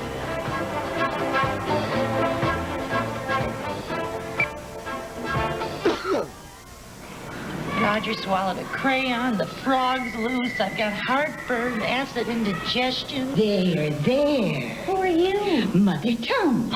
Can you help me, Mother Tums? Here, Tums for the tummy. Are they strong? Tums are strong medicine. For neutralizing acid, Tums are 1/3 stronger for the money than the other leading tablets. Mother Tums, I'm relieved. Oh, there he is. Oh, you found him. Tums, 1/3 stronger. With 13 seconds left, Ralph Neely just came out, got bear hugs from his teammates. He will play yet another game in the Super Bowl as the Cowboys let the time run out. The Dallas Cowboys, Tom Landry and company, have done what just about everybody figured they would do. They beat the Vikings 23-6. And to a gallant Minnesota ball club, had they not done what they had done all year, they might have been a lot closer. But, of course, the 4 turnovers really killed them to such a strong machine as Dallas. We'll have locker room reports, so don't go away. Even though the final paragraph of the game story has been written, there are sidebars and notes to come. But let it be duly noted from Dallas, the Cowboys 23-6. These figures will get that bank loan. Let the figures speak to the bankers, Dad. Your breath. My breath? Try Scope. It works. I'll use my mouthwash. There. You smell medicine. My mouthwash fights bad breath. Like antiseptic, Scope gets your breath clean, plus your breath minty fresh, not medicine-y. I'll try it. Clean and fresh. Scope's a great asset. Scope fights bad breath. Scope doesn't give medicine breath. Carrie, did you unpack my dandruff shampoo? Must have gotten lost in the move. But here's my beauty shampoo. Nice mild smell. What'll it do for my dandruff? Just wait. Great looking hair. Yeah, but my dandruff. Use my shampoo every time and it'll control dandruff. Maybe better than yours. Come on. Head and Shoulders. Now what do you think? I think I wouldn't make a move without it. Or you. Head and Shoulders. Strong against dandruff. Gentle on your hair.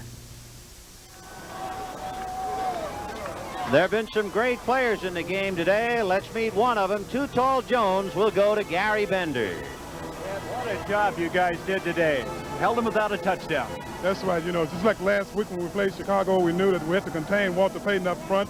Well, this week it was the same thing with Chuck Foreman. And our line played a hell of a game, I think, and as a result, we're in the Super Bowl. You know, they were running your side today, but you were hanging in there.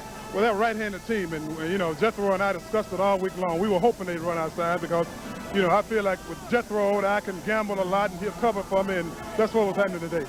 You know, the Vikings are quite a team, though. They hung in there. It looked like they still had a couple of chances to come back. Well, when do they do that? A lot of teams would have given up, you know, after the third quarter, but the Vikings been there before. They know what it takes to win it, and the people in Minnesota, I think, should really be proud of them because they hung in there and fought all the way. Yeah, did you notice Denver won? I'm sure you did. Yes, and I'm really happy for Denver, and I think it'll be a totally different game from the game we played them here the last game of the regular season. They were playing without Craig Martin, and Craig, I think, is an excellent quarterback, and I expect a tough game. You were in the Super Bowl in '75. You get to go back again. That's right, and I love it. And, you know, a game like this, the Vikings came in, everybody said they shouldn't be here, that old veteran team, but you guys, you feared them. Well, you know, I was afraid when they gave us an 11-point favorite. You know, I knew how it would affect those guys, and I figured they'd come in here really fired up. So what we tried to do was to knock that fire out of them in the first half. We'll see you in New Orleans. Thank you. All right, now let's go to Brent Musburger.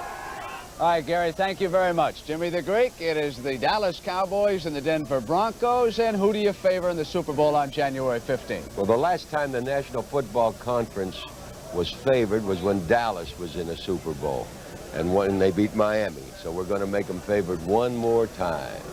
By about how much, Greek? What's one of those kicks mean? I think it's a field goal. I think that's 3 points. That's right. Irv, it should be a whale of a ball game. Those two teams met in the last regularly scheduled game of the season, 14-6, I believe. Dallas finally won it. But the Craig Morton sidebar, so many stories to that Super Bowl. You can take that last game of the year, Brent, and throw it right out the window, because of the Super Bowl game, as Jack Whitaker indicated in his pregame analysis, it's a second season. And when you go to a championship game like that, you have to play literally one play at a time. There was a big controversy in the Oakland-Denver game today. Was it or wasn't it a fumble when Lytle was trying to go over? They ruled no fumble on the play, and Denver retained possession. But it is a wild controversy. John Madden has complained, and the league has issued this official statement that we got from UPI. The official, Ed Marion, who was the head linesman, said that progress had been stopped on that play. He blew the whistle, and then, according to Marion, the player lost possession as he was falling backward. But I think, Jimmy, and also Irv, that that controversy is not over with this statement. We saw the play, and the way we saw it, it looked as though that he'd been hit at the line of scrimmage, and the ball had popped out. I couldn't tell who recovered the fumble. I assumed it was a fumble, but the only question I had in my mind is to who recovered it. Let's face it, they blew it again. Well, I don't think we should demean the tremendous job that the Denver Broncos have done all year because of the one call, however, in that game. That has a Super Bowl game. That's right. Absolutely. And they deserve to win. And we don't know what might have happened even if they'd given the ball to Oakland. The NFL today will continue on CBS in just a moment.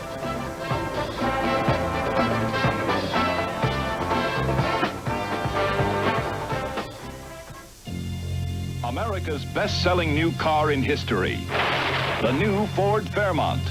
What's behind Fairmont's success? Fairmont's roominess, more room for the money than any other car. Fairmont's mileage, highest EPA mileage rating of any midsize car. Fairmont's price, lowest sticker price of any midsize car. Test drive America's best-selling new car ever at your Ford dealer, where the better ideas keep coming. No one leaves this locker room till I find out who's been using my safeguard. Bob, your deodorant soap hasn't even been opened. Oh, what are you gonna do, sue me? I want all that safeguard protection. Sam? Man, I'm a sucker for lather, and Safeguard's deodorant lather is different.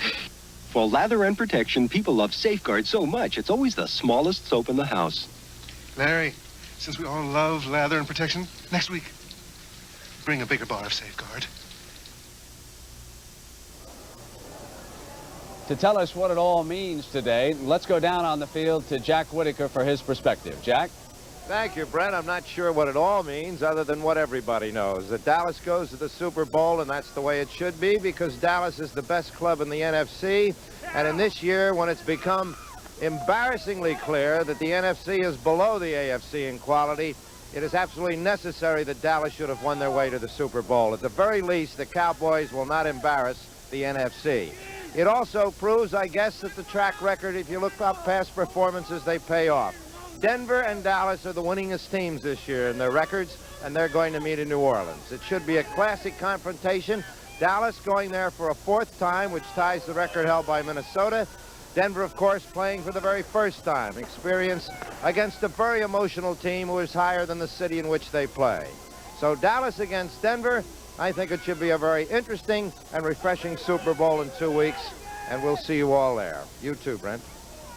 Thank you very much, Jack. I would have to agree. So, on the afternoon of January 15th, from the Superdome in New Orleans, it will be the Dallas Cowboys in the Super Bowl for the fourth time against the Denver Broncos. And why not? Those two teams overall have the best records in the league this year, won 14 times and lost only 2. Right now, let's go down to the Dallas Cowboy locker room and Tim Ryan. Tim? Thank you, Brent. Here with Coach Tom Landry. You must be a happy man today. This young team of yours performed so well, especially your defense and special teams. Yes, we thought we had an excellent defensive game today. We were able to contain them most of the day, and then our specialty came through with Danny White running and a great hit there that set up the last touchdown for us.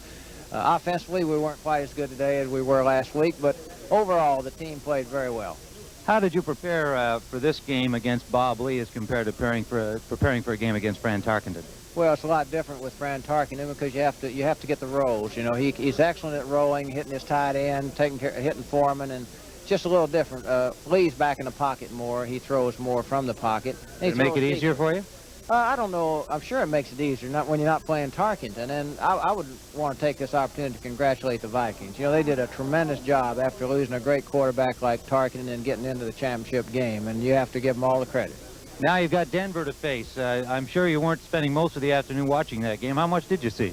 I don't know whether we're far enough away from Denver and New Orleans or not, but I'm glad we're not playing them up in Denver, because they sure have an enthusiastic people. And they had a great year, and they played super from what I saw of them. I saw half the ball game today, and they were really all over everybody. Should make an exciting Super Bowl. Thank you, Coach Tom Landry. Let's go back to Brent Musburger.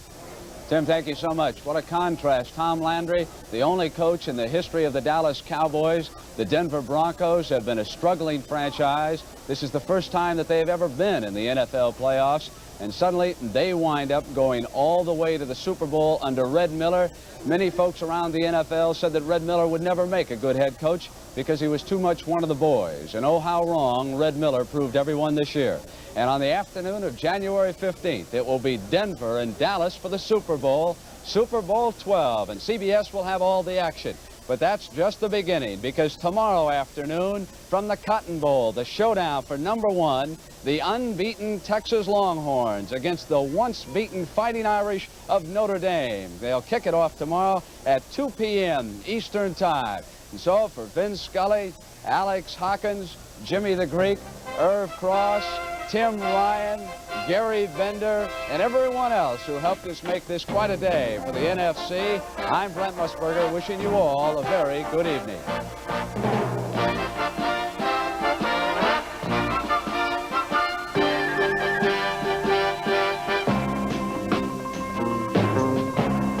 The NFL Today is a presentation of CBS Sports.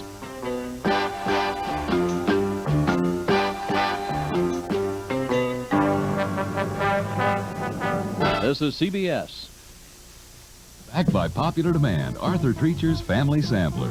2 pieces of our famous fish. 2 pieces of boneless all-white meat chicken. 2 delicious shrimp. The world's crunchiest hot dog, the Crunch Puff. Lots of our famous chips. And now at a special low price, just $4.79. Here's your chance to sample Arthur Treacher's variety and quality food at a big savings with the Arthur Treacher's Family Sampler. Just $4.79, now through January 29th.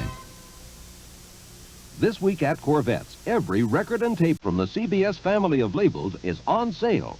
Great savings on great superstars like Earth, Wind and Fire, Boz Scaggs, Lou Rawls, Neil Diamond, Paul Simon, and Aerosmith. Plus, hundreds and hundreds more. Every one on sale. Every one a great gift of music from the CBS family of labels. All this week at Corvettes. Happy New Year.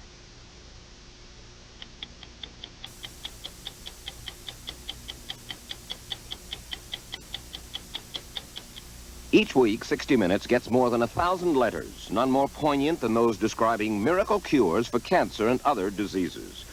But lately, we've gotten a surprising number telling us about a particular cancer clinic at a spa in Murrieta Hot Springs, California. To find out what it was really like, we told them 60 Minutes sound man James Camery was a wealthy, semi-retired investment counselor who had just learned he had leukemia.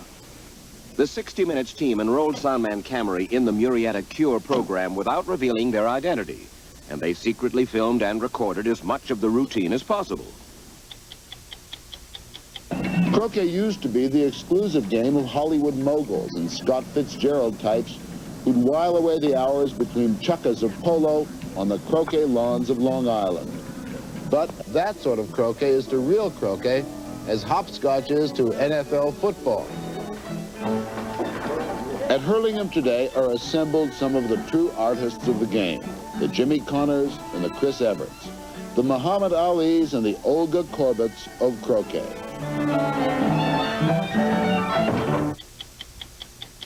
I'm Mike Wallace. I'm Morley Safer. I'm Dan Rather. Those stories and some highlights of the President's trip tonight on 60 Minutes.